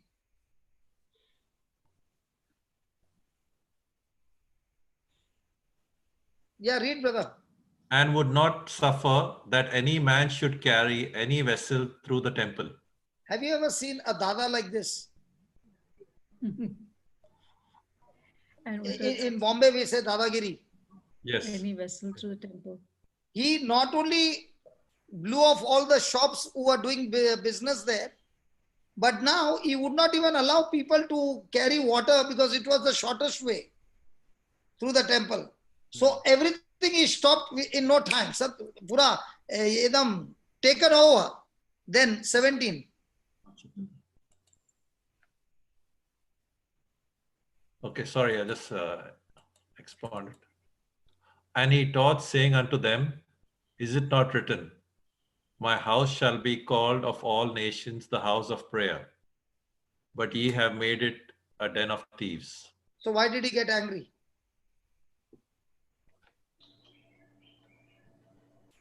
Because they had made it a den of thieves. Like So in terms of, if- they had made it if- into a marketplace. If that was so he should break everything?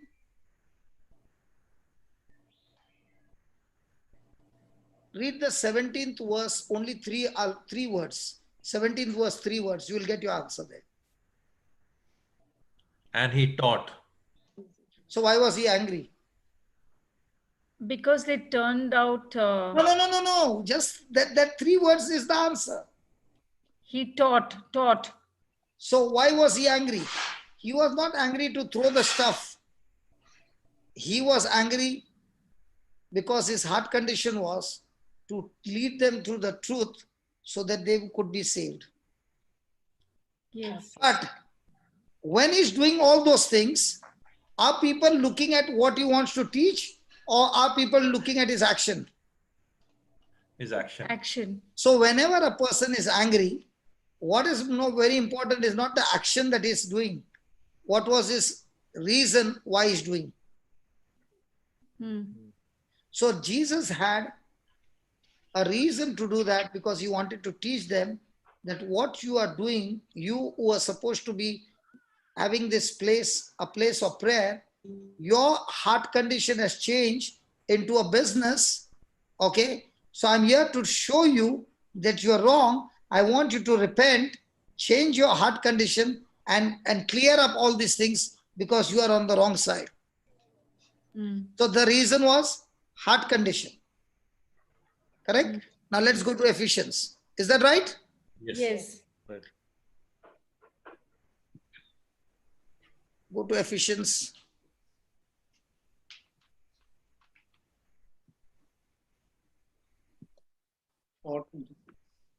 One minute. Ray. See, when the questions come, I don't know where the scripture number is.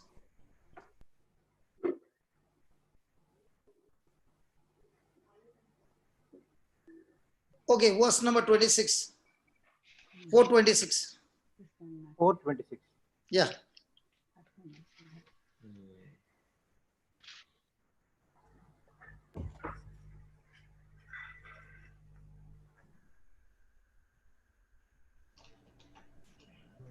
Yeah.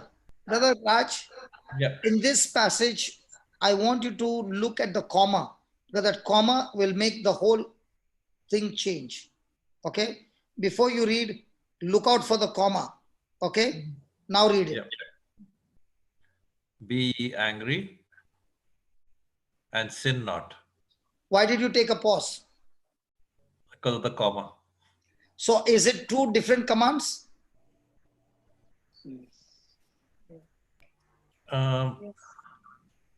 He's not saying don't be angry. He's saying I want you to be angry.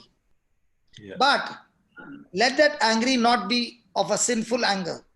Okay. Now what he did in the temple, Jesus was angry.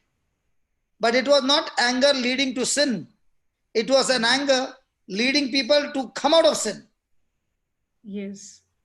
So he's saying, I want you to be angry, and I want you to be so angry, okay, that will not lead you to sin, but also, read that next line, let not the sun go down upon your wrath. In other words, when you get angry, even after the sun has gone down, the next day morning, keep the anger going till your last breath. No. So when you are angry for anything that is sin, you hate sin, and you will never love sin. Let that hatred, let that anger towards the work of the devil be constantly there.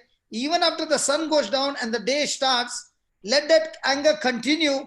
Don't ever let that anger die. No. Are you understanding what I'm saying? Yes, yes, brother. Yes, So brother. anything of the kingdom of darkness, when you're angry, don't ever let that anger die, but keep it, because when a person is angry, he has got tremendous energy. Have you seen when you get angry, you got tremendous energy? I'll give you an example so that you understand. How many of you have heard about a beautiful model in Hollywood, Bollywood, a model?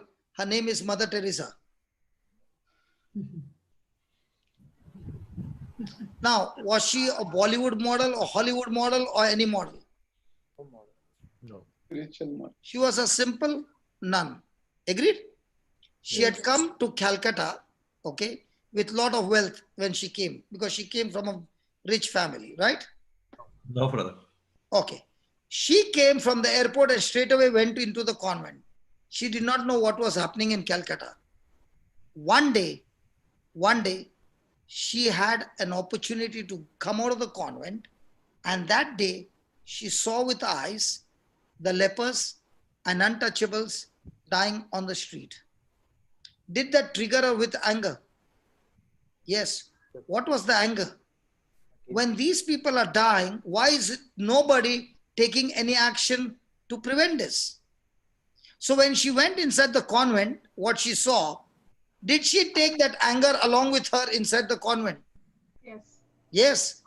She went to sleep. In the morning when she got up, did the anger die? No. No. The anger made her so restless that she went and told the superiors, I cannot stay in this convent anymore. I am so angry with what is happening outside. I got to do something to change that situation. So they said, okay, we allow you to go, but you will not get any resources. She had to go through that journey where nobody accepted. Even the bishop was not ready to accept. So they allowed her with permission that you can start your own congregation. But nobody, not a single rupee was given, nothing was given. She did not have a place to stay, nothing at all. But she got so angry and she said, God, I need you to help me to do something about this anger.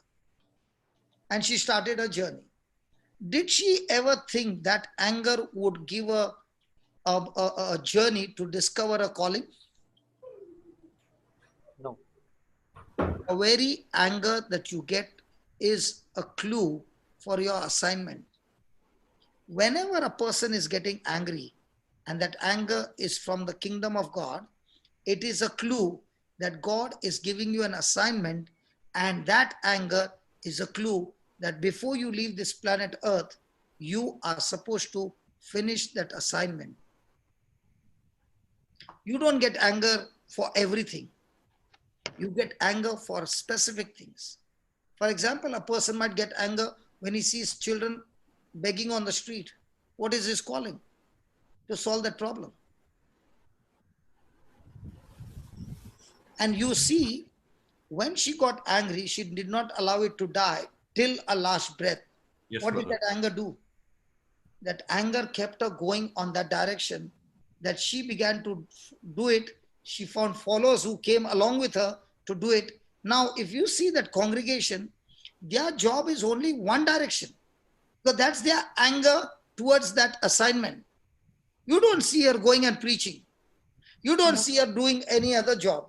You don't see her starting schools. You don't see her starting hospitals. Her assignment is what she got angry. Yes, brother. Are you understanding? Yes, Yes, brother. brother. Now I get angry when somebody is preaching a wrong message, because I know that wrong message can get that person into right into the kingdom of darkness, and that lie is what Satan uses to destroy people. Now, if I am doing this overnight, day and night, it's because of that anger. And what's that anger? Before I finish my journey on earth, I have to finish my assignment. You don't see me doing any other job. Because that's not my calling. My calling is I have discovered this calling, and I'm not going to move. You throw me, you beat me, you do what you want, but I will not stop talking, because that talking is solving the problem of people. Amen. So when people say, are you not going to sleep at 3 o'clock? No, I've still got a lot to talk, because the energy is still there. Amen. Praise God. Amen. So every day, what am I doing? I'm doing only one simple thing, using my anger towards that assignment that God has given me, without rest, sitting in a place, opening my mouth and doing it over and over and over. Every day, the same thing every day. How long? 22 years. How long are you going to do? Till my last breath. Amen. Because I've discovered Amen. that this is where my anger has to be focused on. And I'm not going to let it die even when I get up the next day. I'm going to do the same. Because I found, and every time you come and give me results, it increases my anger. It excites me. And now with that excitement, the anger has been built so much. Now where am I going to use this anger? In Africa. Why? Because that's where the occult is. That's where the kingdom of darkness is. It's at the peak. Now what am I doing? I'm taking my anger there. And there also, day and night, using that anger with an assignment. If Francis has disappeared? No, he's there. No. Francis? Where is he? I can't see. Wednesday is it? Okay, Brother Francis, as a soldier in the country, are you all trained to be angry towards the enemy? Of course. That's the whole reason why. So do you have any mercy when you see an enemy? As a No. soldier. As a No soldier. mercy. No mercy. That's why you can go and do your assignment. If they don't give you that anger and you see the enemy, you will not, as a human being, your trigger, your finger will not press the trigger. Because you will say, how can I kill that? But every day, night and day, you are saying with your battalion a slogan, Jew ya maru, lekin jhanda laga ke hi aunga. Correct. क्यों बोलता है? क्यों बोलता है? Because the day the battle begins, that slogan is running in your mind and you have been trained. On that day, even if there are 40 soldiers and you know you are only 2, but you are saying, I'm going to die. But before I die, at least I'll take 10 and go. Yes. Who trained you that? The slogan, the exercise, the mind has been trained. And you know, this is my enemy. I have to finish.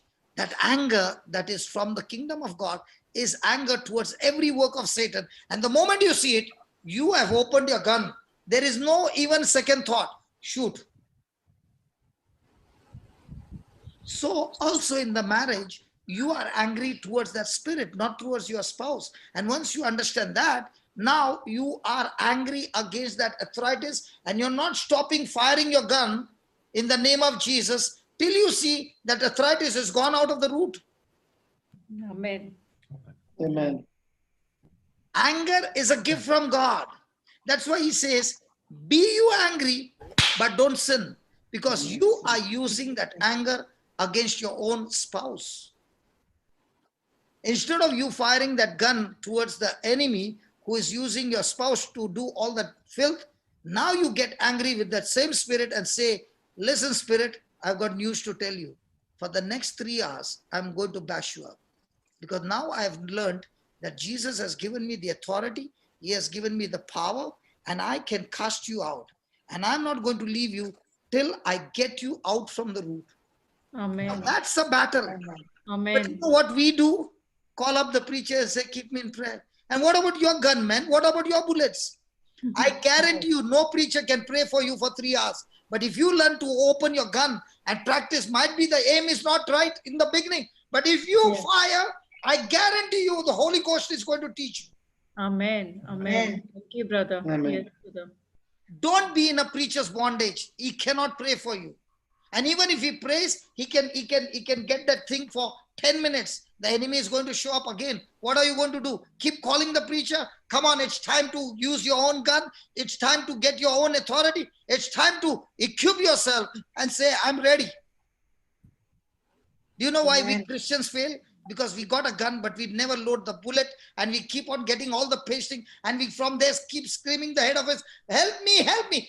And the Lord is saying, come on, I gave you the authority, I gave you the gun, I gave you the power, I gave you the anointing, I gave you the Holy Spirit, I gave you my word, I gave you everything. What are you doing?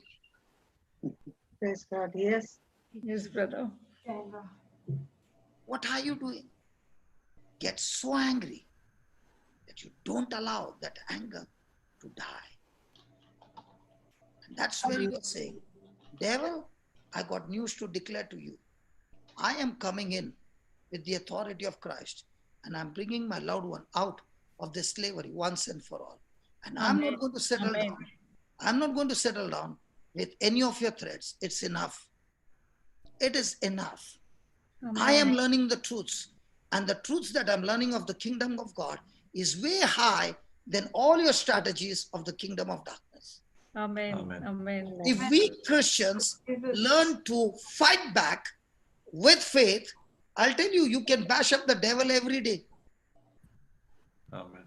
Amen. It is because we have never learned our own identity. We have never learned the guns that God has given us. And love is such a powerful weapon that Satan gets tortured. He cannot stand love because God is love. Yes, amen. And if the spouse just says, you hurt me more, I love you more. Amen. Let's see who wins. Let's see who wins. And that stubbornness is a gift from God. जा तेरे को जो करना है कर ले, जो उखाड़ना है उखाड़ ले, लेकिन मेरे को प्रेम करने से तू रोक नहीं सकता है. You know, some dialogues in the Hindi, they are more effective than English. Yeah, of course. जा तेरे को जो उखाड़ने का उखाड़, मैं तेरे से फिर भी प्रेम करेगा. जा तेरे को कितना मानेगा मार, लेकिन मैं तेरे से फिर भी प्रेम करेगा, और तू मुझे रोक नहीं सकता, क्योंकि प्रेम करना मेरा अधिकार है. Well done, brother. Brother, this is like a Bollywood scene. Don't you know, in those days, don't use English and don't use disinfectant. in those days used to use the same dialogue. जा तेरे को जो उखाड़ने का उखाड़, कुछ नहीं बिगाड़ने वाला मेरा. देखता हूँ तेरे को भी मैं टपका दूंगा. In those days it was revengeful. Now it is no longer revengeful towards the spouse. It is directly of mouth-to-mouth talk to the devil and saying, you can't even make a mess in my life because I've got Jesus on my life. Amen. Amen. Amen. You know, in those days we used to depend on a gang for a support. अरे यार अपने पास तो ऐसा आदमी ऐसा partner है जिसने तेरा धज्जिया उड़ा दिया क्रॉस पे. Brother, there's someone who's asking to translate what you've said in Hindi. What I'm saying, I cannot translate in English because it will be too. Who said that? But I'll try. You do what you want, but you can't stop me from loving you. Brother, you're being too diplomatic. I think you need to use the exact translation. Exact translation. धज्जिया बिज्जिया मेरे को नहीं मालूम.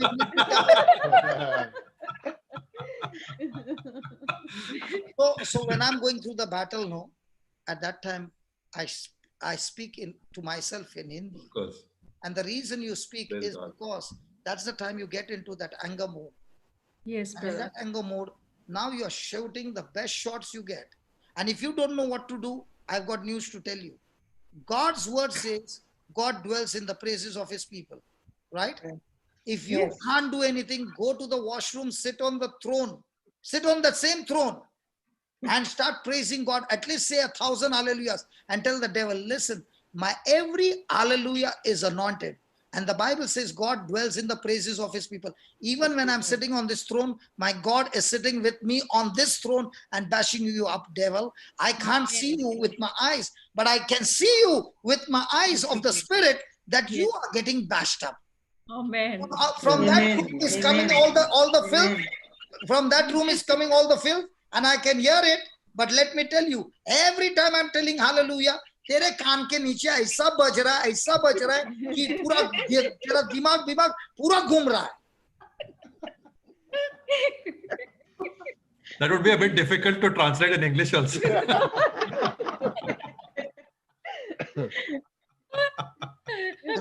And that is the anger that God has given us. Yes, Yes, brother. brother. That anger, when you speak it, You know, has anybody ever got angry? At that time, what is your volume? What is your throw? High. What is your throw at a high speed? And what is the confidence at a high speed? And God wants you to have that anger towards the kingdom of darkness. Amen. But we Yes. show our anger Amen. towards our own spouse. You know what is it? You're taking a hammer and hitting your own hand. One And then hand. yourself is paining. It's paining because Yes. you took the hammer and hammered your own fingers, yeah. True, brother. Praise Your God. spouse has become such a cool man. In spite of all my dialogues, he's just sitting quietly. He's saying, "Mere ko mera dialogue nikalu." Brother, tell me honestly, isn't that dialogue instigating a soldier to go into Yes, an yes, action? of course. Can words instigate? Instigating me also, yes. Huh? Sorry? Yes, yes. After a long time, it instigated you as well. Yes. Because those words have got power. Those words can have power to attack your own spouse. Those same words have power to attack the kingdom of darkness. And all this time, Satan has been using the same gift of anger towards our own spouse. Yes.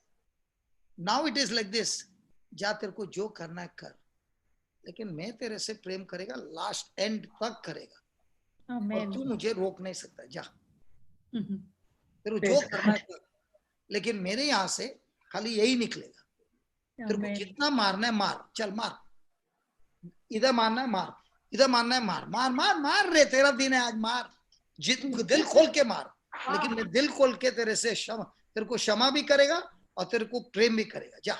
Amen. और खाली तेरे को ही नहीं, तेरा खानदान से मैं प्रेम करता, जा।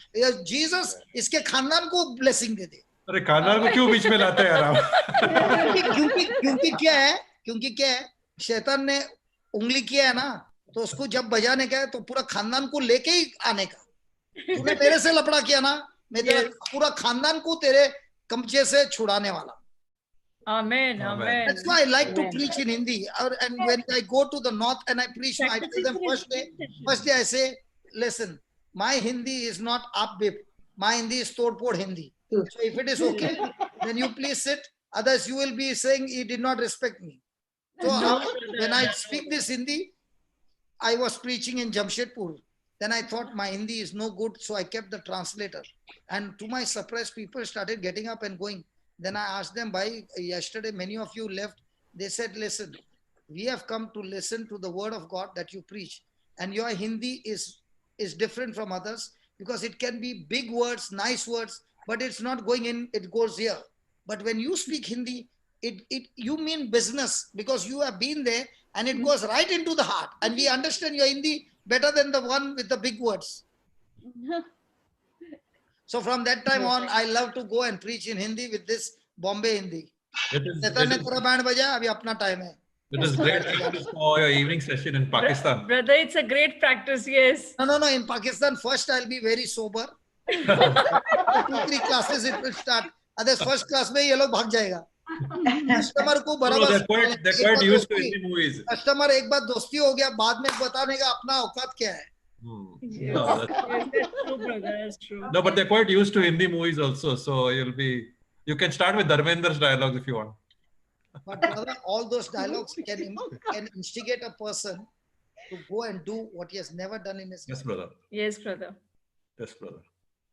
Praise Thank God. He was meant to, brother was meant to be finishing with the Gabbar Singh dialogue. He said he'll come back and do it, but he forgot. No, I have to go to the movie and listen to this thing and come back. I forgot that. Kitne goli the re samba. नहीं कितने Yeah, आदमी that one. थे? Kitne aadmi the. कितने आदमी Oh, थे? correct, Kalia. But those dialogues, sometimes, brother, God is my witness. Sometimes I go and watch only Nana Patekar's dialogue because it gets me. Because his dialogue is like, it warms up your blood. And when Yes. you're going through some battle and you put such dialogues, then you are also in that same mood. Okay, I'm going through this torture, devil. I'm not going to move from this room for the next 2 hours. And I'm going to keep on firing in tongues. And every word that is coming out of my mouth is bashing you up, devil. Now, what are you doing? You are using somebody's dialogue to get you inside, and now you're firing. And you're saying, I'm not going to stop till I see result. Yes. But brother, please don't ask anybody to translate Nana Patekar's dialogues. But does Yeah. it get you? Especially in English. No, but Yeah, they won't be so will it good in instigate English. you? Yeah, it will instigate you in such a way That's that true. now you are focusing, all your hurts and everything is gone out, because now you are saying that is nothing. Chalo aja मैदान में, Jesus के नाम से. Praise God. Amen. Amen. Thank you so much. Jude has come now on the screen only to tell me your time is up. Papa, I was hearing that the thing is, the people were messaging me privately. Please translate what brother said in Hindi. I said that brother, even I don't know Hindi. I don't think we need to learn Hindi this way. Those dialogues are street dialogues where people on the street, when they get into a fight, they talk, and in the same way you are talking the same dialogue to Satan and no longer speaking the same dialogue to your spouse. Some I translated in the chat a few of them. Marina, you must have not heard some of the words. Marina, you come from a decent world. This is Bombay street Hindi. And this is after Andheri and Bandra. Just for the sake of those people, I translated just a bit. Hallelujah. Anyway, thank you, brother, for the answer and for all that came out with that question of the anger. Thank you so much. Thank you so much. Thank you so much. Brother, don't ever think that anger is your weakness. Use that anger, okay? There are many issues in life where people are going through issues. You use that anger and don't let it cool down till you finish with everything that you see in society. Thank you, brother. Might be you are not going on the street to fight them, but your prayer in tongues with anger can direct the force of faith to destroy those works of the devil. And God wants people to be angry. Yes, brother. That's why he says, be you angry. Because if you're not angry, you are not going to take an action. But be angry with the heart, right heart direction. Yeah. And that's why you find Mother Teresa till her last breath did not change what she saw on that day. Till the last breath, she did not change in that anger. And another thing, she trained other people with the same anger to carry on the job. So even though she's dead and gone, the other warriors are trained with the same anger and they carry out the same mission. Now tell me, without that anger, holy anger, can they clean the worms? No, brother. Can they pick up these people and look after them? You know, brother, one day, I mean, we actually, when we were in Melbourne, we were volunteers of the sisters. We used to go to the soup kitchen. And once the sisters told us what she did one day, the toilet got clogged. And nobody will do that unless, like, you know, like people, many people in the municipality in Bombay, they do these things. Poor guys, they go down the drains and they do these things for us. But she did not allow any sisters to enter the toilet. And she went there and she put a sari on top. And Mother Teresa, okay? And then she put a sari on top and she took the plunger and she cleaned all that rubbish by herself. You know? And I mean, that was her humility and how she did things. And as you said, it was her anger. Like how, for example, you're feeling angry with maybe things which are in Africa now. Or it gives you that purpose that, you know, when you're angry, that you channel your anger in such a way that it gives you purpose. And okay, what can I do with that? That's the anger gives you an opportunity to discover your assignment, your purpose in life. Yes, brother. You don't get angry for everything, but what God is instigating you with anger, that is the assignment for you that before you leave this planet Earth, you are supposed to solve that problem. Yes, brother. And once you know this is my calling, you don't get involved in anything else. I'm not involved in anything else. That's my calling. I'm going to fix on that watch only. That's why the apostles, what did they say? We are not going to go into the food industry because that's not a calling. So let's put other people who are anointed to be there, whereas we will focus on what we have been trained to go and be a fisher of men. Yes. So many a times they can come an accusation, you know, you only preach, but you don't get involved in all this. Now, if I preach and make you understand the truth, now the person is changed from within. Now, when you are asking him to do something, he's not doing superficially from outside because he has to do. Now he's become like Mother Teresa. Yes, I want to do this because this is my calling. That's why Jesus never gave instruction to go and heal the sick and cast out demons. He said, go and preach, because preaching is the way that you bring the kingdom of God in a person's heart. Whether it's marriage, whether it's your workplace, whether it's everything. The preaching of the gospel is a solution to anything and everything in this world. And that's why he said, you are the one who is going to carry this gospel to this world which is in darkness and get them out of darkness into the marvelous light.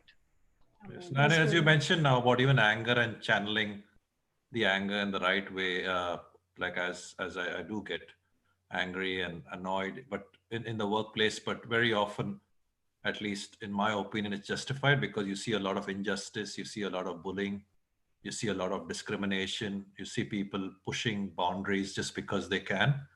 And if your anger can be channeled where you're working as, or your position allows you to stand up or call out for the wrong things or address it in a nice way, I think it's a good thing. Otherwise, you know, you can't be lukewarm in these matters, that you see things happening around you, but you allow them to happen.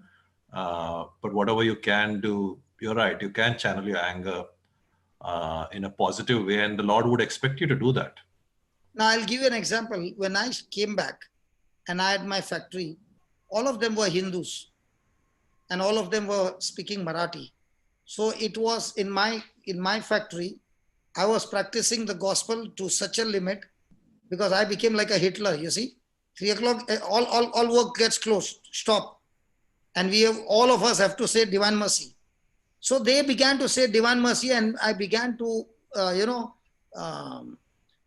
show them with my lifestyle, the change. So as they began to say, okay, I would send one worker to Tabor for a retreat. Okay. So one fellow, when he went and he came back, you know, his father had problem of alcohol. So I said, you go and pray over there. Okay. When you pray, God will get him out of alcohol. So he went there. So he has to tell his family where he's going, because it's for 4 or 5 days. So he told, now everybody at home were against, but he saw his boss, you know, change so much. So he went. He came back, and in 1 week, his father became blind. Now, when his father becomes blind, what will everybody in his house say? It's because of what he's done. For the retreat, and this is what happened. And you know what I said? Your father is blind because God is going to get him out of that alcohol. And he said, how? I said, I don't know. But God, when you go to his house, he cannot give any evil. He has a plan, and let us pray. So I gave him the money and said, take your dad to the doctor. He took him to the doctor, and the doctor said, the reason you are blind is because of alcohol. I can give you the medicine, your sight will come back. But if you drink alcohol again, you will be permanent blind. Okay? So 1 week he was blind. Now imagine a person who is blind for the first time. Will he be able to walk, or will he be dashing everything? So he had the most worst experience for 1 week. And in 1 week time, with the treatment, the sight came back. Now the doctor also told him, you drink 1 drop of alcohol, you are going to become permanent blind. He left alcohol. Now God answered his prayer. Yes. Yes. But God did not answer his prayer in a traditional way. God had to answer his prayer because that father was a nut, he would not change. So he said, okay, let me change him. Now, when those negative things happened, okay, everybody in the factory began to accuse me because I had sent him there. His family accused me. They even came to talk to me. You send my son, see what happened. I said, no, God is going to do marvelous thing. And I kept believing in that. But God did it. Would that man leave alcohol? No. But when he lost his sight for 1 week and he got chondu here, because he's going and dashing the wall, he said, I'm ready to do anything, but I want my sight back. So I had to spend money to go take him to the hospital. The treatment was given, his sight came back. Praise God. After that, he never stopped alcohol, never took alcohol. And this boy, he said, Tumhara Bhagwan ekdam ajeeb wala Bhagwan hai. Means your God is a very strange God. He wanted to get him out of alcohol, but he got him out of alcohol first giving this. Yeah. He became a very, very strong believer in Christ. And because of that testimony, all the workers were changed. Amen. Absolutely. Wow, Like- thank you. Because Like, in our life, we already plan that God has to work in this way. Yes, brother. Yeah. Hard nuts Yeah. don't change without a crisis. Yeah. Yes, brother. Like St. Paul this morning. Yeah, Like, tell- the road, like St. Paul, like, On the way to Damascus. like, you would think, okay, why the conversion? Why to be blind? Why to be healed? But as you said, hard nut. But also Laura's dad, to give an example, he had a problem with alcohol for many years, Okay. for around 30 years. And as with all, like, it's quite traumatic. Alcoholism is a family disease. It's not an individual disease because it's the whole family suffers, but also nothing changed. And then he had a brain hemorrhage, and he was in the hospital for some time where we never thought he would make it. And then when he made it, he came out, he had forgotten that he used to drink. and the funny thing is, the doctor who used to always treat him had kept on trying for so many years, and he used to come and say, Abhi Fernandez, आपको दारू चाहिए, आपको cigarette चाहिए? And he used to argue with the doctor, दारू कौन पीता है, cigarette कौन पीता है? वो पागल लोग हैं. Because he had forgotten. Yes, brother. I mean, I can testify to that because he actually made our life miserable as kids. We went through, not only we, but our mom went through terrible time with my dad. He was an alcoholic for nearly close to 25 to 30 years. We suffered with him. And finally, and we all are praying, Lord, when we are going to answer our prayers that, our dad will stop drinking. But we'll never understand God's ways. And he got an attack, a massive attack. He had a brain hemorrhage, and he came out of it. And then he lost a part of his memory. And then he was accusing he was accusing everybody that why are you telling me? Or reminding I him. don't even like the smell of alcohol. Or to use your Hindi dialogue, लातों के भूत बातों से नहीं मानते. So the bottom line is, whenever you are praying and there is a crisis, Yes. God is saying, get ready. Your miracle is close at hand. Don't get into unbelief. That crisis is the indication that this crisis is not what you see.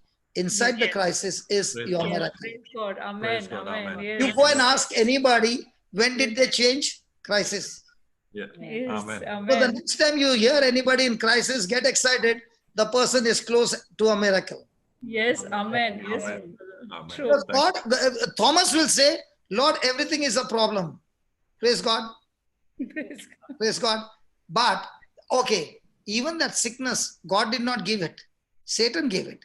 And when Satan gave it, God said, very good. I was waiting for this. Now that you have given, now from here, I will show you my glory. Amen. Because God, from God comes only good things. Yes. And when you're praying to discourage you, Satan uses that sickness to tell you nothing is working. And Yes. that's the time you are saying, aha, now I know it's going to work amazingly beautiful. Yes, brother. Yes, brother. Praise God. Praise Yes, God. we Thank you. do. Well, Thank you. let's give the Lord a big hand. Come on. Thank you, brother. Thank you, brother. Who's going to make the closing prayer before we go for lunch? Yes, brother. Yes, brother. Okay, Laura and Raj, Yes, brother. make a prayer for all the couples who are going through, and let them use their anger as a holy anger. And Laura, you pray that we don't carry that baggage every day of Yes. bitterness and unforgiveness. Go ahead. Dear Lord Jesus, we thank you, we praise you, we glorify you for this wonderful time together.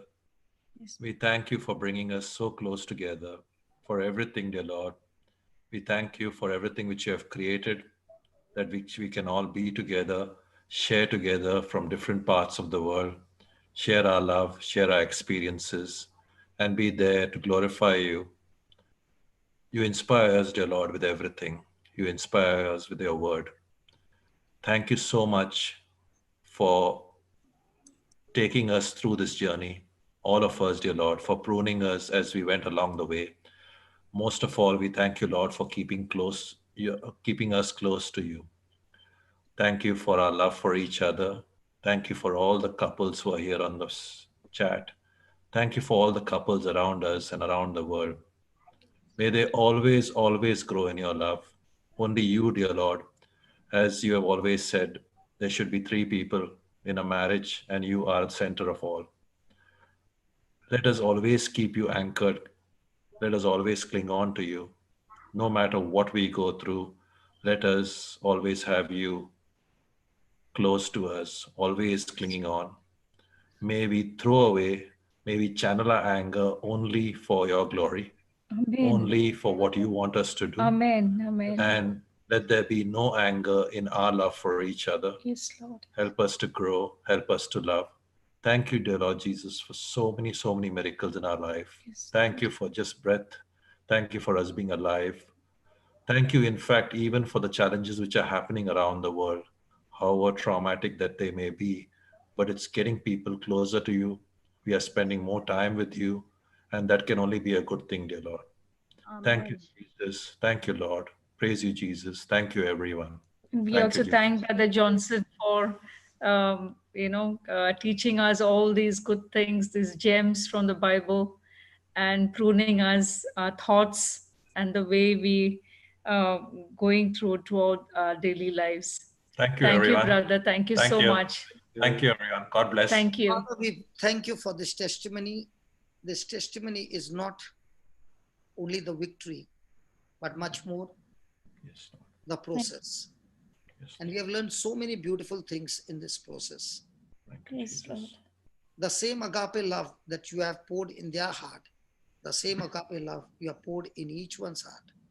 And these challenges are only helping us to draw this love out of our heart. And in all these challenges, we are being polished. The friction is cutting off those sharp edges, and we are being transformed into the beautiful diamond that you have instituted the marriage. And in all this, O Lord, we give you glory and thanks that each one is unique, each one is different, but each one has the work progress. And in all this, Lord, you are glorified. Yes, Lord. Lord. That you are the author, you are the finisher of our faith. Yes, Yes, Lord. And our eyes are always fixed on you. Yes, Thank Lord. you and praise you. And we bow down to your Lordship, O Lord. Yes, Lord. In his name. Amen. Amen. Amen. Amen. Thank you, brother. Mwah. Thank Thank you. you. Thank you. Thank you. Thank you. Thank you, brother. Thank you. God bless you all. God Chat bless soon. you all. God bless. So sorry that you are late for your meeting in No, Brisbane. not at all. No, it's okay, brother. It's okay. Thank you. It's okay. Okay.